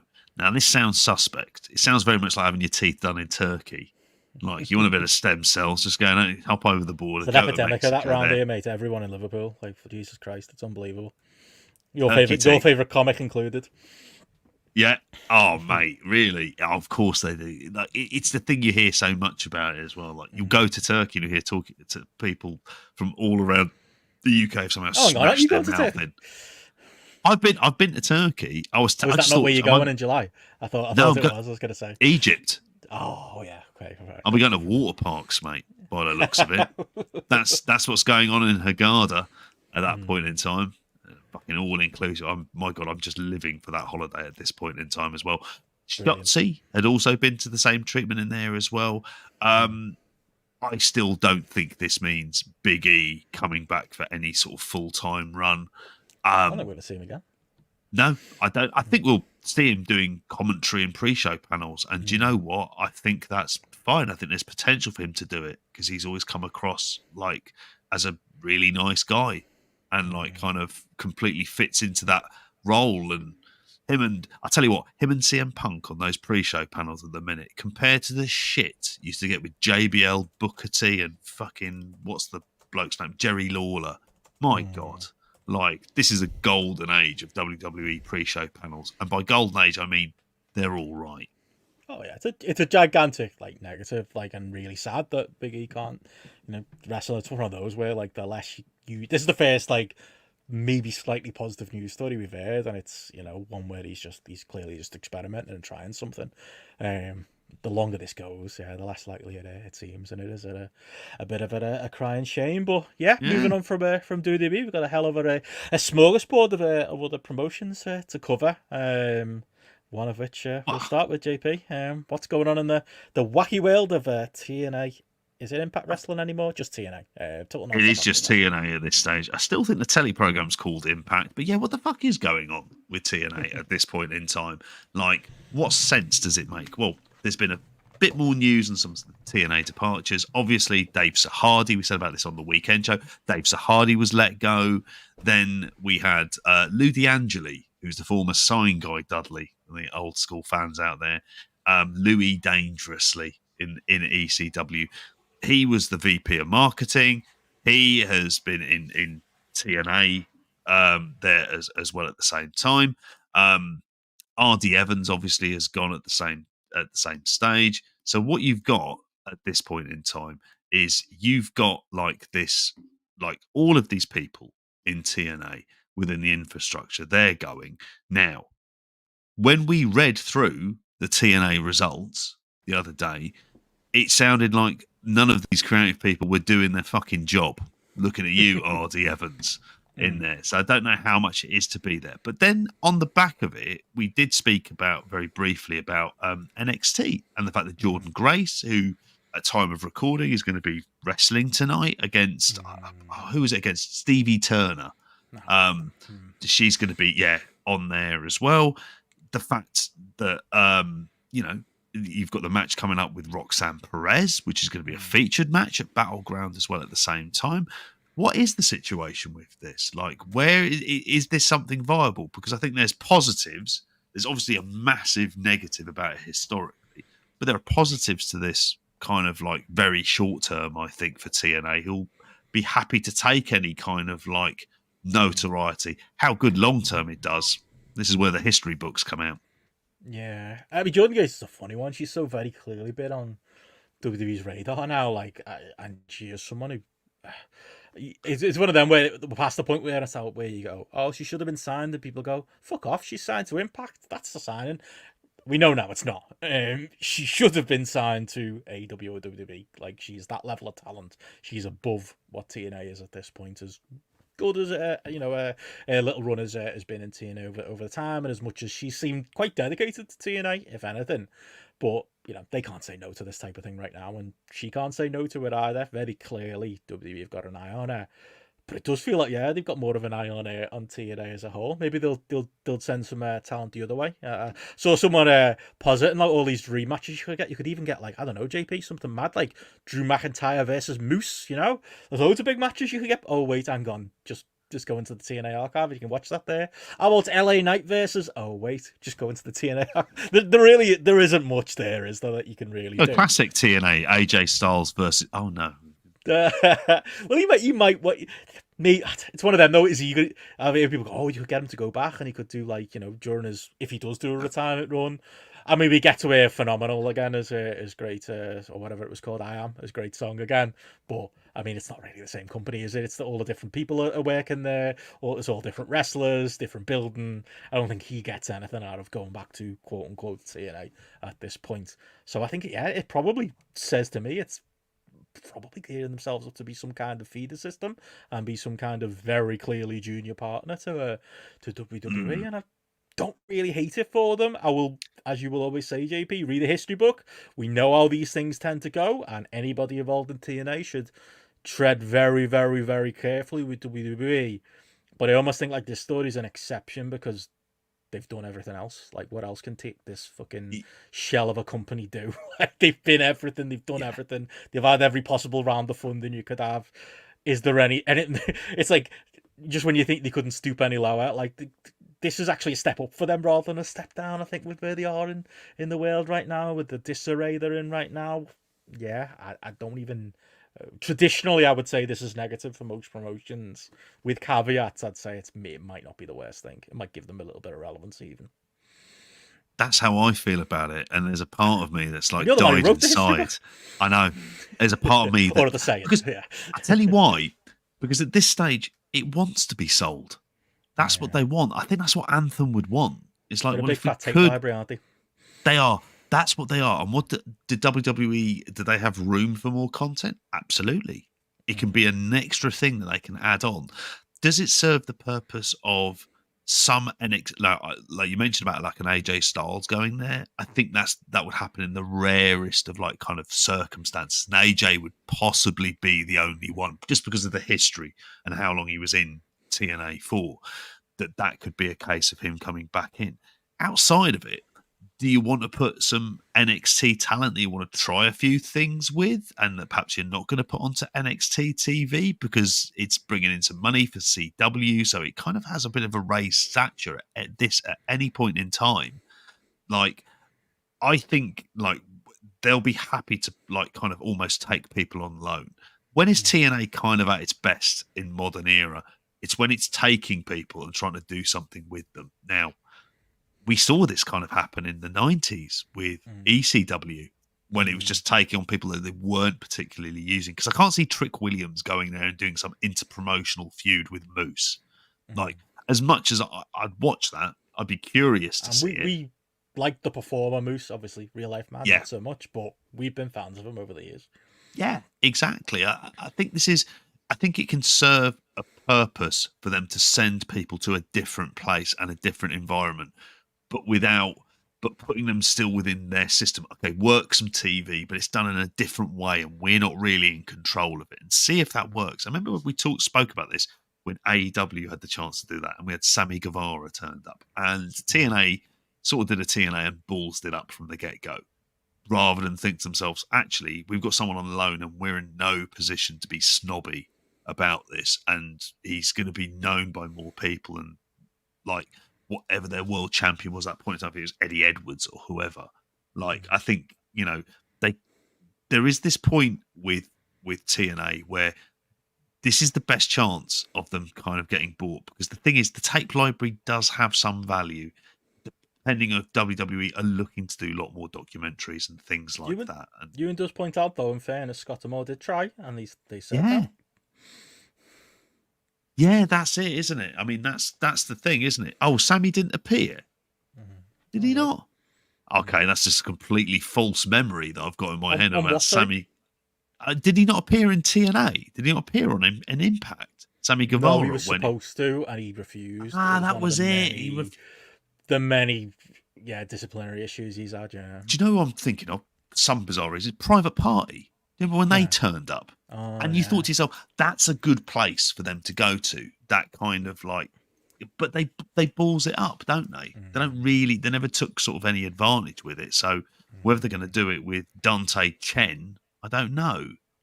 In there, you and there's filling me all in here in the chat in the T, and what happened with TNA at that point in time is he wanted to win the X Division title and drop it without losing. It's probably a bit much. One of the stories, one of the stories. He wasn't happy with the creative either way, and he had, friends in higher places that managed to get it sorted for him at the time. But just in general, my TNA is a promotion that I think we've gone from going, we don't watch the weekly TV, but on the pay-per-views still great, to we don't watch the weekly TV, but the pay-per-views are all right, to what the fuck's going on over there. And maybe I think, Ewan in the chat said himself, I think maybe there was a little bit too much made of the lack of plans past August, because how often do TNA make plans that far in the future? But there's certainly certainly uncertainty around TNA right now, and yeah, the Jordan Grace thing does add some fuel to that fire. But yeah, I'm sure she'll do well on NXT tonight.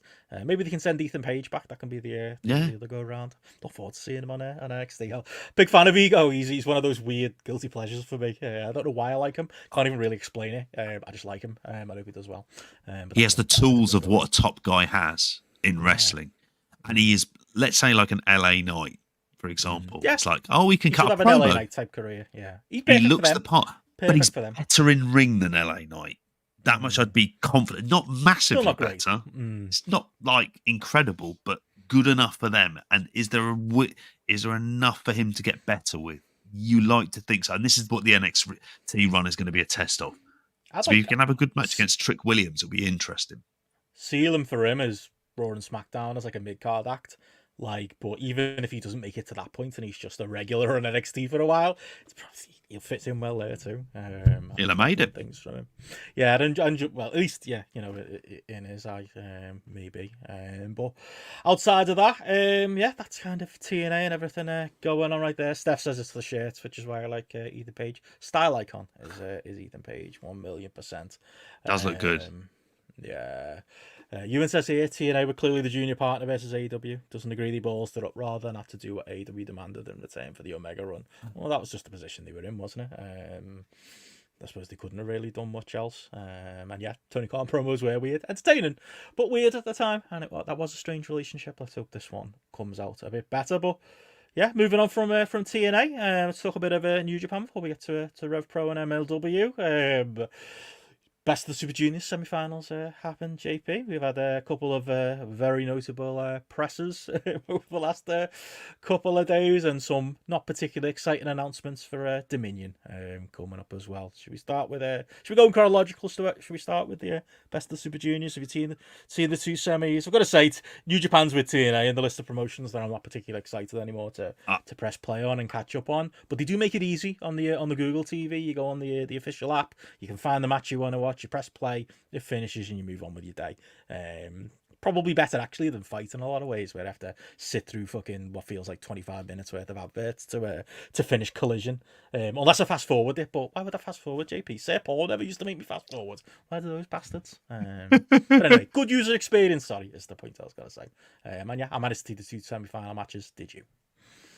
I started watching the Taiji Ishimori TJP semi there as well, which looked good, but I have to confess I didn't. It was one of the things that I had to lose this week in terms of cramming it in. It's probably because I was a bit uninspired by all of these new names they put into the tournament this year, and it's very much like it feels like business as usual. Dare I say it? How were they? Fine. I didn't miss anything, did I? You didn't. Thank God. I mean, they were both like, they were from even just looking at the cage match and seeing the general kind of reception to them. They've been on the higher end of the matches in this tournament. There's been a couple where you see a couple of people raving in the Japan folder on our Discord, and it makes you go, oh, maybe I'll check out this one match. But I don't feel like there's been a lot of them. So maybe that's resulted in a little bit of overpraise for these two, but they were good matches. Ishimori and TJP for one. TJP is somebody you can rely on, can't you? You know, as much as he's a fucking prick, he's still a good wrestler. You know, in their bell to bell, and this is just not a brain surgeon. Yeah, and he's fell upwards as well, and the Aswang thing has kind of got over. Even that weird little frog splash thing he did in this match seems to have gotten over, and he's in a good place where he's a bit like a gatekeeper near like the top of the division, who, with the lack of depth that New Japan have got right now, he slots in as like a number 3, 4, 5 type in the junior division. So yeah, he looked fine, and yeah, Taiji Ishimori, you know, probably should have been your bet for who was going to go forward here into the final. I think that was always going to happen. And Despy and Dookie speaks to that lack of depth as well. In that Despy's, you know, a personal favorite. I like any match where Despy's gonna do a little bit of an attempt at limb work. He's got like a brutal side to him that a lot of other wrestlers don't when he's doing quite basic rudimentary things. But I couldn't help just look at Dookie and go, you know what, he's better than he was when he first came in, and we were all just making fun of the name Dookie. But you remember when he was like an alternate for like a Best of the Super Juniors one year, and we were all like, who the fuck is that? And he was just an extra body, and it was like, oh, he's only there because he's an extra body, and they just needed somebody for the tournament. Fast forward now, Japan's at a point where again he's in the top 5-6 of guys in the division. But you know, good showing from him as well. Put Despy over strong, and yeah, it's a slight coupon buster because I think, you know, there was a lot of maybe a Hiromu and Despy finals, what a lot of people had on their cards. But yeah, Despy and Taiji Shimori is a little bit different than that, even if I would guess Despy's gonna win it at Dominion, but we will see. Isn't the story for this that neither of them have won? Both of them have been in finals before, obviously, but neither of them's won, and it's always been Hiromu who's last line. Yeah, you were hitting that heavy on the commentary. Yeah, it was, and I think, you know, there was a couple of notes. I thought one, for some reason, I think you can get, like, even the fact to put it on, the fact it was in Kurikan. And Kurikan seems to respond better to these types of cards when it's like New Japan. That's like, you know what? If you could, it sounds dangerous. You don't want to overrun Kurikan because that can easily happen. But they'd be almost better off doing that for some of these shows because it just appears to have much more of a different atmosphere, and the venue sort of just seems to raise the stakes like a fair bit for it. But it's not inspiring. No. It's like Despy just shouldn't be in that division. And Taiji Shimori has had serious injury and back issues for quite some time. Yeah, a couple of 3.5 to 3.75 star range matches. You'll hear other people rave about them more, but maybe, again, like we said the last time we dived in with this, maybe it's my own lack of investment, but didn't particularly blow me away. And neither does this Dominion card coming up. As if you thought Moxley and Evil as a match was, you know, wish on a monkey's paw type stuff for Moxley to get an IWGP title win. Well, you're in luck, folks, because they've made it a lumberjack match now, because obviously that's what everybody wants to see. I'll give you the full card and we can go through it. So we have that Moxley Evil in a lumberjack match, Taiji Shimori v El Desperado in the Best of the Super Junior finals. I do think that'll be a better standard of match. Shingo defended the Never Openweight title. It's main eventing. Sorry to interrupt, but it is main eventing. Yeah, it's okay. Thank God. Shingo defended against Hanare, Jeff Cobb against Tomohiro Ishii, defended the New Japan TV title. Provisional King of Pro Wrestling champion Yuya Uemura defends against Great-O-Khan. We have Kenta Chase Owens versus El Phantasmo and Hikuleo versus Goto and Yoshihashi versus Mikey Nichols and Shane Hayes versus Greggs. I think that says there. We have an open weight 6-man tag team match that I'm not even going to list the participants. Winner Greggs. We have Kosei Fujita, Robbie Eagles, and Zack Sabre Jr. versus Clark Connors, Drilla Maloney, and LJ Clearly. I'll be on my way back from Greggs. And Tetsuya Naito versus Callum Newman, which is a bit of a weird one for Dominion. There's a weird name missing though. I feel like where's Shota Umino?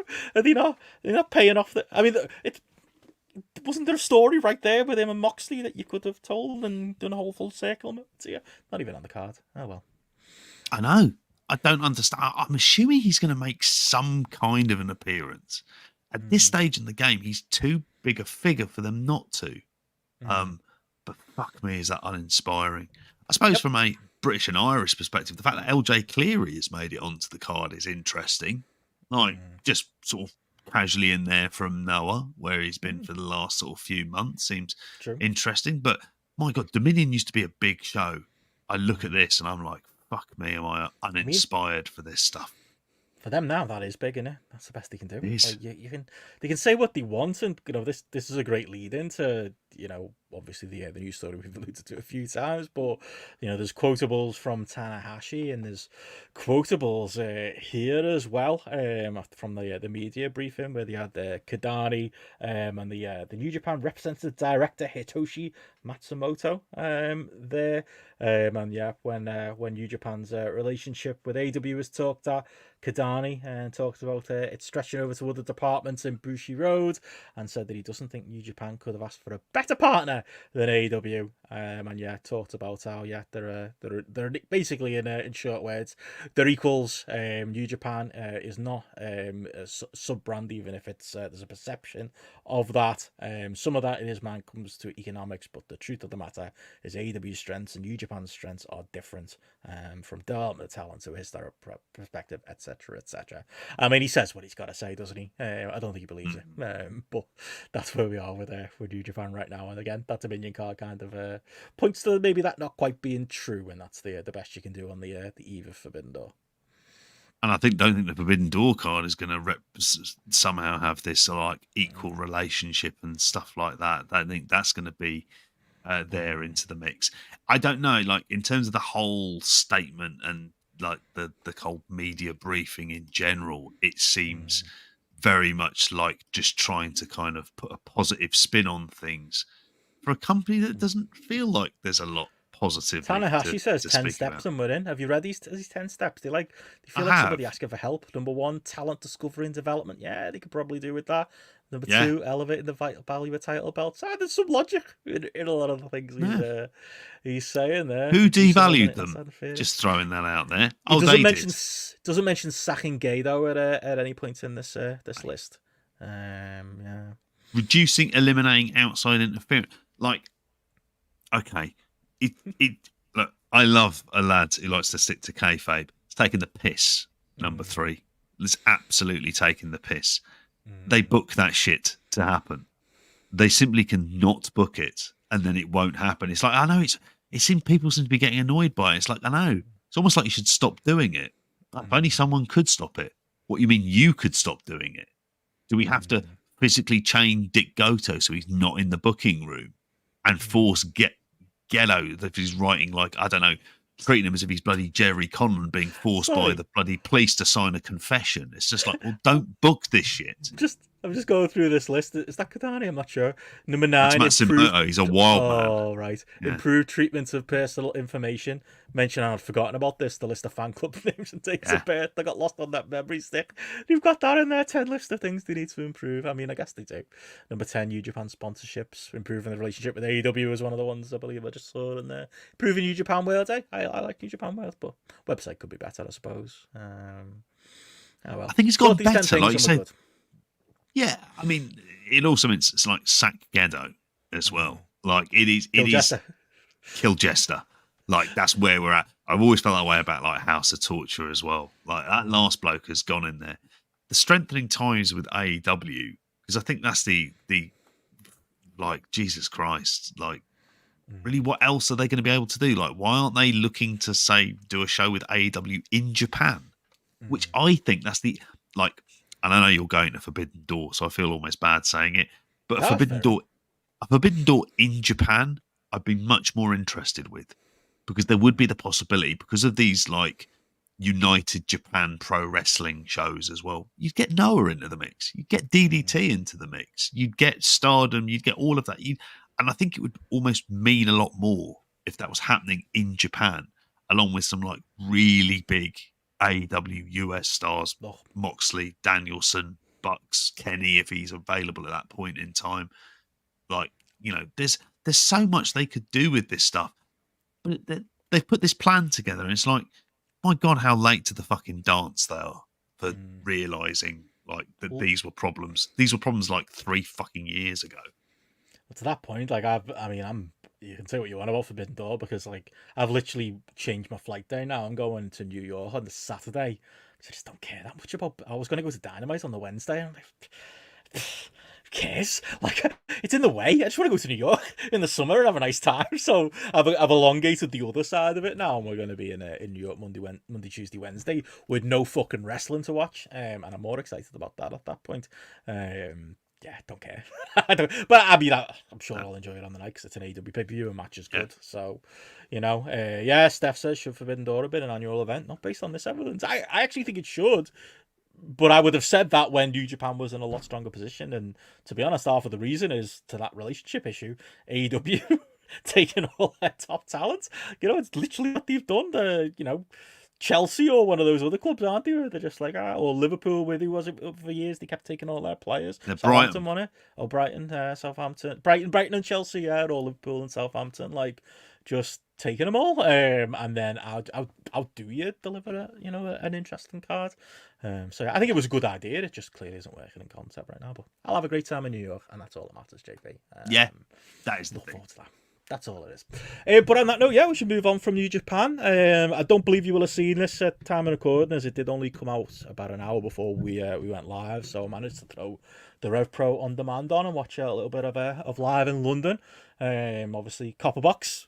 Big on all our minds, with us having a venue right over the road for the Copperbox, as we did say earlier. But I presume, have you seen anything coming out of this 229 show at the weekend from Rev Pro JP as the build to the Copperbox and the anniversary show?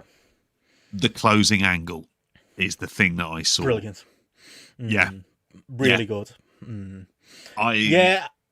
I feel, I mean, maybe I'll go back and see the rest, but time was at a premium, and like I said, I just happened to see the tweet that it was up on demand this evening. I've heard good things about some of the other stuff on the card. Specifically, I figured Del Sol looked good in the 4-way with Bill Caven, Robbie Axon, and Leon Slater. I believe Chuck Mambo and TK Cooper against Ridgeway and Connor Mills was good as well. I tuned in right around the time of Ethan Allen and Luke Jacobs against True and Lacey. Pretty good, too long for me. So I've got a lot of positives to say in a minute, but I feel like, young guns are back. Just batter them lads and move on. But I get it, people have paid money in the 229 to see good matches, and it's your semi-main event, so they went about 20, but it was probably about 5 too long for me. But good wildness, hard hitting, and good to see Ethan back in the mix is the main thing. But the key was the post-match angle, which was really well done. There was a couple of corking angles at the end of this Rev Pro show. They obviously we're building to Luke Jacobs and Michael Oku, which is obviously the big program right now, unless Anthony Ogogo appeared in this post-match, manages to get a win over Michael Oku, and then maybe it'll be him and Luke Jacobs at the Copperbox instead. But yeah, we had like a whole kind of like different stories coming to a head angle after the match with Jacobs calling out Michael Oku, who came out, and then as Michael Oku tried to I think he pushed Ethan Allen on the way past. So it was like a little bit of a subtle thing. And then when he turned around and started talking to Luke Jacobs, Ethan Allen just rushed him, hit him with an elbow, and they beat the shit out of him until unlikely saviour Connor Mills came out and saved Michael Oku. And they did the thing where if you watch it, he saves Oku, but not really. He just basically, instead of going after Ethan, he's going after Luke, and then just leaving Ethan beating up Michael Oku in the corner. And then him and Oku kind of came head to head, and it's like, oh, what's happening with Destination Everywhere? Are they back together? Are they still enemies? Who knows? But felt like a big moment in the room watching it on the VOD, and obviously gives you the license now to do some kind of tag where you get to find out can Oku and Mills coexist against some neutral allies, I suppose. But yeah, really good visitors from the Young Guns. Really get to see them back together, and yeah, they added in a little bit of a spice of having a video sent in from Anthony Ogogo as well to build up that with Oku coming up too. So yeah, a few different things in the fire going on there, and then also on top of that, the main event angle, as you say, Rio and Danny Luna had a pretty good match in the main event. It wasn't anything particularly blow away for me, but it was good stuff, and kind of showed the build they've given the women's division in Rev Pro overall. But yeah, it was the post match that everybody was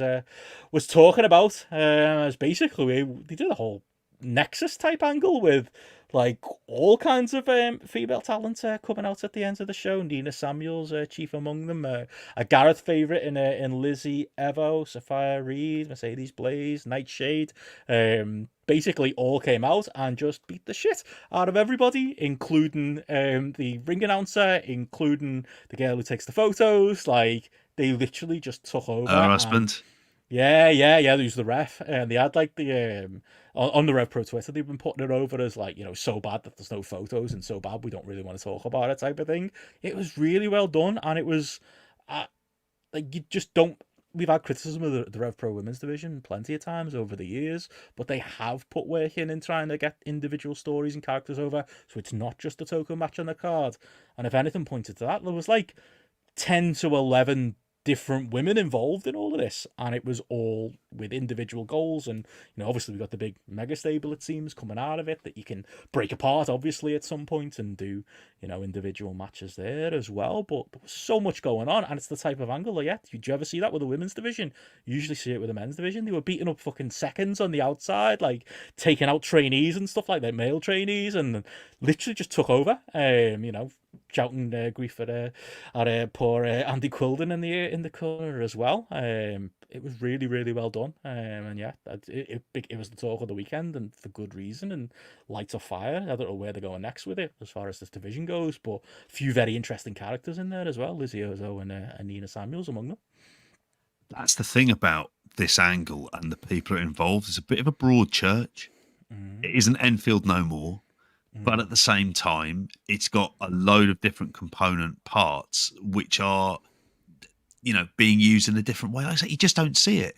And you've hit the nail on the head. I don't know where this storyline goes. And in wrestling terms, how rare that is. Because a lot of the time, it's like, well, logically, this is the direction they're going to go in.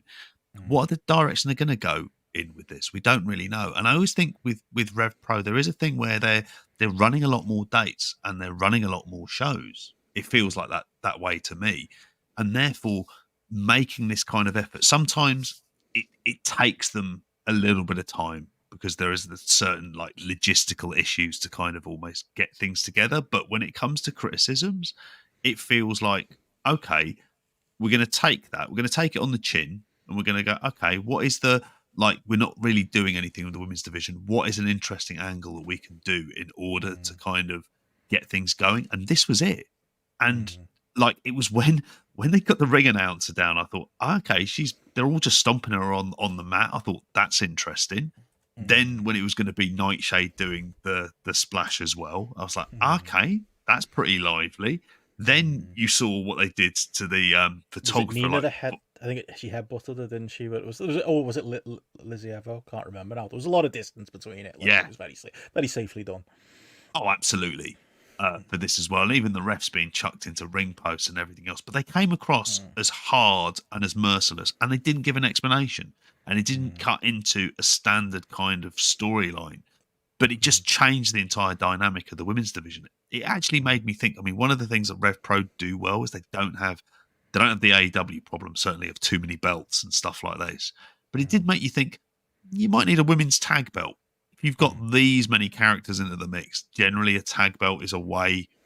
Like I know it sounds like maybe if you're going to always, I think that would be a direction that they could go in for that as well. Either way, it felt like, dare I say it, progress. In the good sense, yes. In the good sense, not the company. No. But yeah, I should say as well, the Oku and Agogo stuff was set up for Stevenage, I believe it was. I saw a video of that, and as I was sneaking this in like an hour before we went live, I just assumed I'd missed it because I'd seen the clip on Twitter that Agogo put on his Twitter, but I think that was after Oku's opening match in there where they set all of that up. Raw deal in Stevenage at the end of the month is where that match is. But yeah, like I say, all the women's division stuff was really, really well done on the show, and yeah, just in general, there's just very interesting stuff going on, and Danny Luna and Stephanie Vaquer looks to be the direction as well. Obviously, Stephanie Vaquer being on the Copperbox show is obviously a big get now with her being in AEW, so you get to cash in on that as well as she gets more and more TV time going into it. And yeah, all in all, very much enjoyed the little bit that I saw, and yeah, I'll be definitely keeping a close eye. I think you might even find yourself maybe down at one of their shows as well, JP. I may well do too. Maybe not July, but certainly before we get to Copperbox as well. But yeah, always a fun time as they put the pieces in place for their biggest show of the year. It's what these live in London shows are here for. If anything, it's as close to kind of like what feels like a proper like TV product they put in is these like live in London. They're almost like it's studio wrestling. Is how I kind of feel with it. And they're this, it's almost, dare I say, it's Southern style booking. says the man who's never been to bloody Memphis. But you're just thinking, yeah, Southern England it's not out. style booking though. Yeah. Southeast England style. Yeah, it works. Memphis, Hampshire. Yeah. Yeah, that'll work. Well, there you go. I saw that, but yeah, what else have you been watching, JP? I say like, I don't know the answer. Mate, for a long time I've been quite down on MLW. And I'll tell you what, I found myself by the end of the weekend willingly subscribing to a Court Bauer media mailing list. Like, just going, well, that's obviously going to be something that I do. I don't know. I've wanted my MLW back, and I've got it. You've got it. Didn't have all the components in there, but, like, Jesus You fill Christ. me in, mate. This I haven't seen. None of Fires in the Day for MLW Battle Riot, I'm afraid. But I bet you had a whale of a time. I did. Do you know what? It's live on YouTube and free on YouTube. I'll tell you what, and by all accounts, I mean, it's another story out of all of this is that all of their pay-per-views are going to be going to YouTube in the way for paid membership, which is a really obvious, smart and quite basic thing to do. Why not get on one of the biggest like platforms and apps in the world? Makes complete sense to be able to do this. And obviously it aired for free as well, so it was like an easy entry point. Why? Because you got a 40-person battle royal in there into the mix, which was wacky as fuck, it had to say. But that wasn't the wacky thing. There's a reason why the backdrop this week is Selena De La Renta and Cesar Duran, who are having like what appears to be their kind of like perpetual feud that's always ongoing here. And I tell you what, like, there was it was basically Cesar Duran had come out before one of the matches saying that one of his lads was going to win the Battle Riot. Selena comes out with Bad Dude Tito, which I'm all over. Like, I'd be strapping that fucker up. I'd be putting the title on him if I do anyone in all of this stuff. He's getting held down by Bad Dude Tito, so you think he's going to beat the shit out of him as well.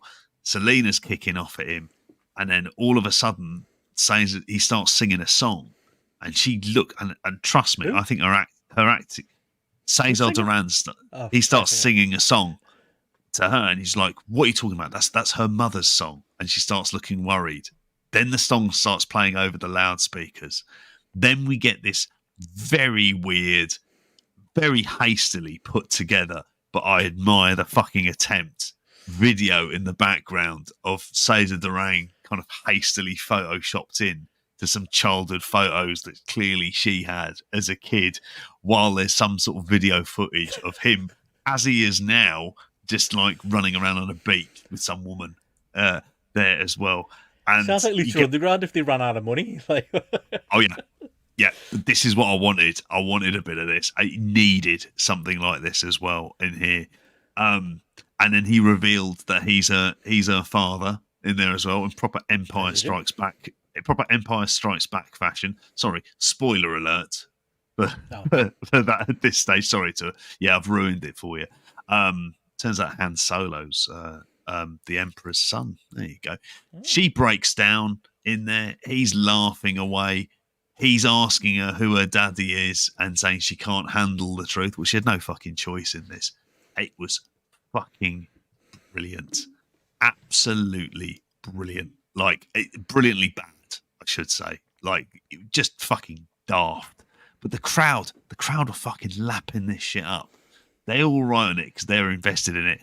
And then we went into a 40-man battle riot, which then, so I was like, okay, have we had some daft telenovela type stuff? Check.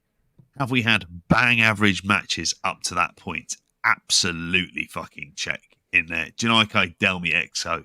It was 6.5 minutes. I couldn't tell you a thing that happened other than like a terrible finish that involved Selena spraying Delmi Exo in the face for reasons in there. Then there was a match. What was it? The what's the name of it? Ritual combat match between AJ Francis and Alex Kane. Now, at the start of this, they had the elders coming out, and the first one saw Teddy Long, and I was like, fair fucks, that's all right. Fucking Mark Henry comes out. I'm just like lads, he should be in fucking Battle Riot at this point. What's the open t-shirt on? I think he probably had on. He had a suit jacket on him. Sadly, not like the retirement suit jacket. Not the salmon one. No, that's quite sad. It wasn't there as well. But they were the elders coming out to observe this match, and the rules were that if AJ Francis wins, he takes over the Bombier Fight Club. And the idea is you had to sit on a throne. So they just sat him down on standard fucking office chair, like not even office chairs. That's doing classroom chairs that Teddy Long at his age and Mark Henry at his size are sat on. I thought, you're playing with fire here, lads. But they have to sit. Either Alex Kane or AJ France have to sit in a throne. And that's the match. So it's like a last man standing, except they've got to sit in a seat for 10 seconds to be able to win. It's shit. AJ Francis is shit. I even forgot his name there. Just like us, bored. I like Alex Kane. In the end, you had a bit with Mark Henry looking very disapprovingly at AJ Francis as well at the same time in there as well. But it was just funny as fuck. While they were giving him you don't do this in a match. You know, the guy faked his own retirement to attack John Cena. It's it's a pot calling the kettle black here, lad, isn't it? But Alex Kane ended up winning. It was grand for that at that point in time. Satoshi Kojima, Tom Lawler was a match. It was obvious who was going to win. It was kind of boring. It's sad because I like Tom Lawler. Thank Tom. He said, we could be friends in a future life. I think is what he said. So, there's hope. Everyone should be friends with Tom Lawler. He's fucking awesome. I love this promo we cut out. Where did he cut it? It was outside Dunkin' Donuts or somewhere like that. Yeah. That it was the most dangerous location in America. I don't think it was Dunkin'. It was some shop like that. It was proper, you can tell. 7-Eleven? Something like that, yeah. I'll have to find it, but yeah. Oh, mate. And this is and I would say as well, running time for this, I think it's 2 hours 20 in total, this show. So, and you get a 40-man battle Riot at the end of it. Do you know how many of these we've had? 400. Sixth one. There's been 6 of these. I remember watching the first one. Great history of it. I'm fit, mate. There's lore. MLW lore is all over this place in here. Who was in it? Jimmy Wang. There was a pre-show bit, which was Paul Walter Hauser. He was in a room. There was Ernest Miller, Violent J. Oh, who else was in it? Sure, you didn't dream this. This feels. I didn't dream it, mate. I promise you, it fucking happened. Arachnoman was there as well, and Paul Walter Hauser talking about how much he loved WCW Saturday Night. And you were there, sure. Mate. And it was at Waffle House, which is where Tom Lawler's video was, by the way. I've just found it. Oh, America's Waffle toughest House. Location, Waffle House in Atlanta. How rough is it? How comes it's still open as a business? It's a bloody Waffle House, for God's sakes. Dangerous man, What a guy. Is he just shadowboxing in the street? Good, fair play. Pretty much before he cuts his promo. This is for Pro LA, apparently, was the promo. Sorry. Yeah. Fair enough. Good lad. But yeah, then they had the Battle Riot. And I suppose the big news, Paul Walter Hauser was in there for quite a while. And he's not, I don't think he was the worst wrestler in the match either. He's certainly not the worst wrestler I saw this week. Loads of wacky people involved in it as well. Bit of ISIS with Contra into the mix. Sadly ends up with Matt Riddle ended up winning with a final 4 of him, Timothy Thatcher, Davey Boy Smith Jr. and Sammy Callahan. So what did you get on this? Loads and loads of bullshit. Bang average matches that you instantly forget. A commentator in Joe Dombrowski who absolutely oversells everything that's going on there as well. Decent enough production values and a crowd that seem to lap this shit up. This is the MLW I want. I want this kind of fucking nonsense. I don't know where it goes. I don't even particularly care, if I'm honest with you. But, I'll laugh my fucking tits off happily at it. And it's on YouTube. So it's not like you have to pay anything either. So, yeah. Unless you want to pay per view. Well, exactly. I think that's the taster. It's come along to the YouTube, hit subscribe up on there. Before you know it, I'm paying for Blood and Thunder. And I'm not quite sure where that £10 has gone out of my life, but it's gone into Court Bauer's pocket. But he's loving it as well. But Paul Walter Hauser is wrestling on the reg. This is ridiculous. He's in Naked Gun, for God's sake. He's in a movie with Matt Damon. He's in Cobra Kai. He wins serious acting that pays good money. He's wrestling in MLW, doing about 15 minutes in a battle royal. Drew Carey wasn't fucking doing that. Fucking mad stuff. There we go. The world of MLW, it never stops. Mate, never stops and never wants. And neither will your inbox now with all those press releases. Jesus Christ. I'd set up a new email address if I was you. I'd just move on. Bring it on.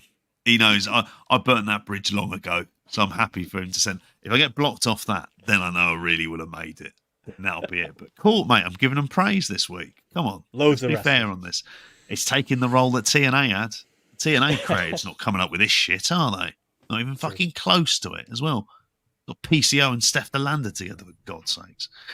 But tell you something else that was on this week, and this was clearly one of, like, I don't know if it'd be one of the matches of the week. I mean, I really enjoyed it, but we had finally got around seeing the All Japan Superpower series. Did you see any of this, or did you just think that? When was this from? So this was, Kenta Miyahara won Champions Carnival. This is him challenging for the title.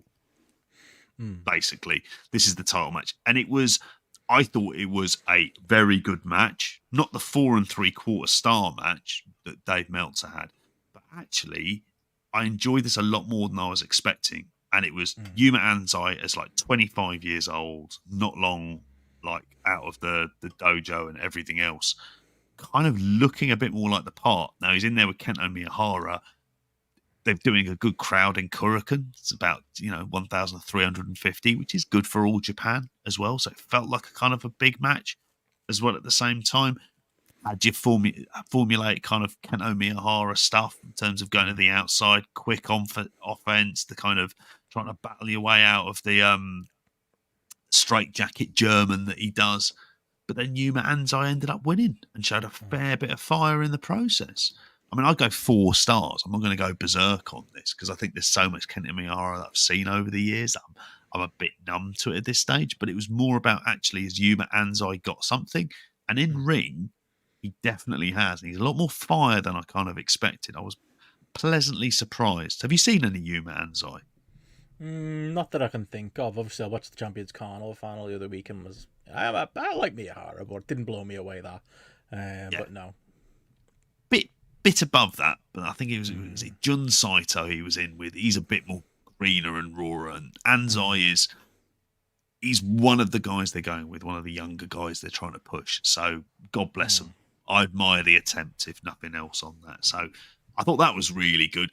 Unfortunately, though, on the same card, and I thought I have to see this just to be the completist, I did watch EC3 defending the NWA World Heavyweight title against Ryuka Honda, who I don't know that much about, isn't particularly great, but compared to EC3, he's fucking Will Ospreay. Like, honestly, a god. This was fucking dog shit. Like, EC3 is just, he looks like a wrestler.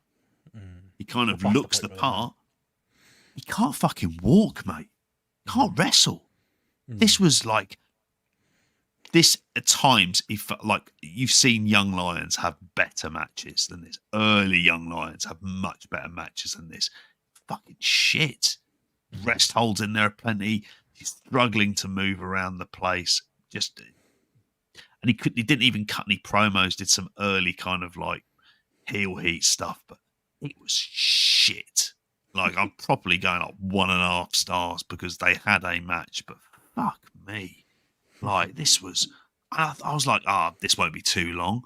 And then, it 12.5 minutes, and you might as well have been 45.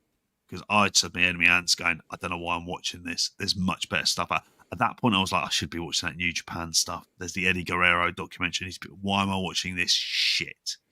And it's just to prove, it's like, if you ever wonder what's going on with the NWA, not much. If he's champion. And he had another belt with him, which I feared was the OVW title, which I threatened at one point to get into at one stage after the Wrestlers documentary on Netflix. But fuck that off. If he's champion, I want any part of that shit. Yeah. Rubbish. Absolute balls. So, yeah, there's a match you never need to see. Fair enough. Anything else from All Japan before we move on to documentary corner? Last note on here, Kento Miyahara teaming up with, he is going to be teaming up with Hiroshi Tanahashi and Naomichi Marufuji at the next All Together Sapporo show, which is on the 15th of June, as my screen has frozen and so has my browser. So hopefully you guys can hear me at this stage for this. taking on Sanada, Taichi, and Yuya Yamura. I can tell you which team shouldn't be fucking losing that match as well. And it just makes me sad because there would have been a point in time where a younger Tanner and a younger Kenta Miyahara, what a fucking match that would have been in back of the day. But it makes sense having what would be the three good-looking lads, but in each of the promotions kind of teaming up for that. Obviously, there won't be a pirated copy for a month's time, so we won't fucking lose any sleep about not seeing it live. But yeah, there you go. Brilliant. Well, that's all Japan.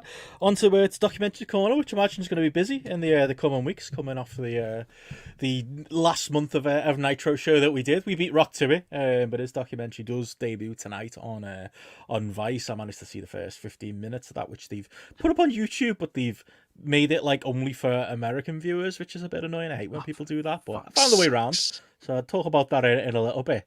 Hey, a little bit mad at you that you put Eddie Guerrero biography on the document. I did suffer through the hour and a half of that, wishing I'd watched the Ricky Steamboat one from this week. It was boring. Waste of time.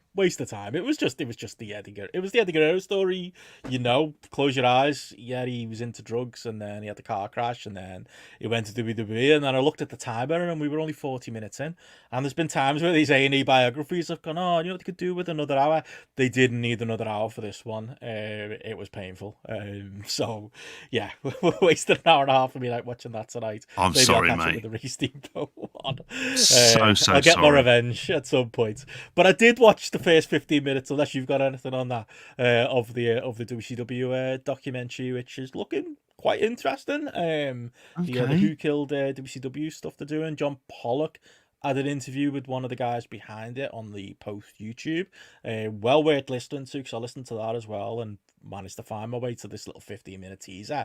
The biggest draw on it, and we talked about it when we did the last month of Nitros, was the footage they've gotten from the last Nitro. Like, they've got some kind of handheld footage from somebody who was there with a camera, not only out filming the Nitro as it happens, but it's footage from earlier in the day. So you see Shane McMahon in the ring in the afternoon, which is odd because when we did the month gone, it felt like Vince was stalling for time, like they were waiting for Shane to get to the building or something. I think we figured out it was probably a production thing with the live satellite feed that they were stalling for. But even just seeing that, is exciting. But there's camera footage from backstage, during that last Nitro, and apparently there's footage of there's you forget it's 2001, and there's a whiteboard with everyone's telephone numbers on it, basically saying if anyone wants to stay in touch, put your name and telephone number on the wall, and everyone's scribbling them down to keep in touch, because how'd you keep in touch in 2001? That's kind of the best that you've got. So all of that stuff's going to be really interesting. Apparently there's more of that footage obviously in the final episode as they go through the final Nitro.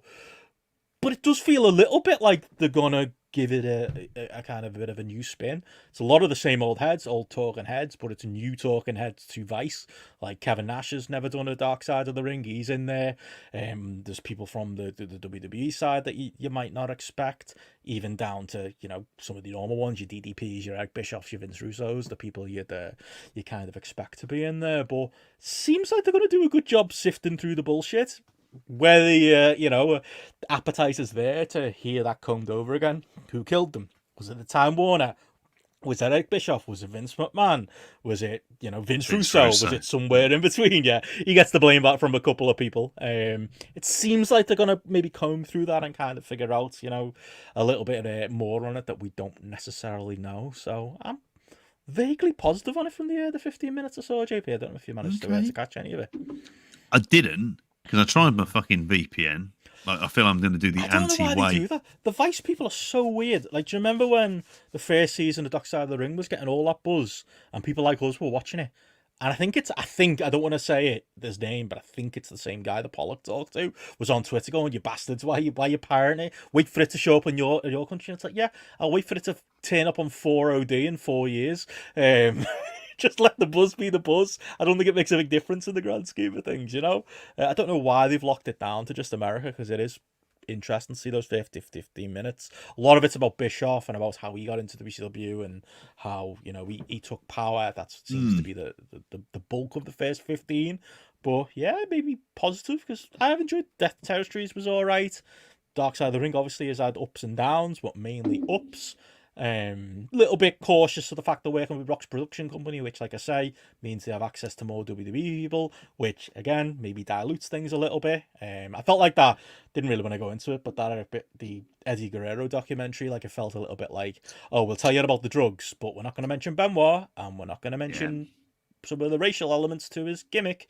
We're not going to touch anything like that because we've got one. You know, WWE's the heavy-handed WWE is still involved in the production, and it's not directly WWE, but it is Dwayne's people, and Dwayne is obviously very high up in WWE now, which I think happened at some point during the production of this. But I am quite vaguely positive on it. I think it'll be fun to talk about on the shows. We go through the weeks and see what they do on Earth as far as new footage, what they do on Earth as far as new takes, and yeah, it's more of a deeper dive on one subject that they've not really done with Dark Side of the Ring. It's like, a heavy duty 4-parter diving into it all. So yeah, if you float your boat, download it illegally because we're not going to get it in this country anytime soon. That's all I can say. Well, exactly. There'll be somebody putting up on YouTube by my wake up tomorrow morning. Dark Side of the Ring, you get like 4 versions, don't you, on YouTube every week? People are quick on that. Oh, they're absolutely up there like lightning. But I never understood it. I mean, there was another documentary that we reviewed several years ago, the Kenny Omega one, where it was weirdly just Canada and nowhere else. And it's like, you realise you limited it. And that, we never spoke about that ever again, did we? Director's cuts and everything else just disappeared into the ether. For this, I'm intrigued to see, A, do they give WCW a proper history? Resisting the urge to go full down like bloody Ted Turner was trying to stop us from eating and trying to make our families be homeless bullshit along into the mix while completely forgetting what they're like. It's interesting without that kind of Vince and WWE edict about how this story is going to be told. It's whether or not those wrestlers themselves, they're going to be the ones to bring it down. Because I'd have faith in the guys doing Dark Side of the Ring if they had full access to make something that was like historically historically accurate to be able to do that. One person I do want to see being interviewed on this, and I really hope he's on that, and he's not someone who was there at the time, but Guy Evans, the author of the Nitro book. I think he would be an interesting person to kind of bring in there as like, yeah, he is. He's Scottish. He's on it. He wasn't the version I saw. I didn't see his nameplate get flashed up, but I spent the first 50 minutes going, "Who the fuck is that British bloke?" That's the answer to my question. He's in it. Yeah, because they do mention the Nitro book. That now fits together. Of course, it's him. Yeah, he's in it. That makes sense. If he is like the voice of historical reason in all of this as well. And it's about how much depth and effort they put into it. I know Booker T's involved, isn't he? Yeah, he's on there. Yeah, it's like saying that frightens the fuck out of me. Yeah, that frightens. I mean, he was there on the day and stuff, but yeah, do you trust his version of events at this point? Young Booker T and old Booker T just seem like 2 different humans to me. But yeah, he's a fucking idiot. We all loved him at one point in time. How quickly that fucking ended. Except for oh yeah, we revisited that on the month gone as well. But yeah, outside that, any other news before we get out of AJP? 2 very, very quick notes. SGW, because I feel like they have announced that Uganda has officially welcomed wrestling as a sport. I don't know what that exactly means. I don't know. It's just 2 lads stood in front of a DHL like delivery depot by the looks of it. Is one of them Jimmy Havoc? For all we know, they're picking up shit on Vinted. Like, what the fuck is going on? I want to say he doesn't work for DHL, does he? He works for like Amazon money. Someone like that. One of the shit ones. Yeah, exactly. But yeah, they've got like, this is a bit mad that they've said on here, as of today, we have been duly accepted to hold any show from any national stadium we choose. What? They have to pay rent? Like, how the fuck does that work?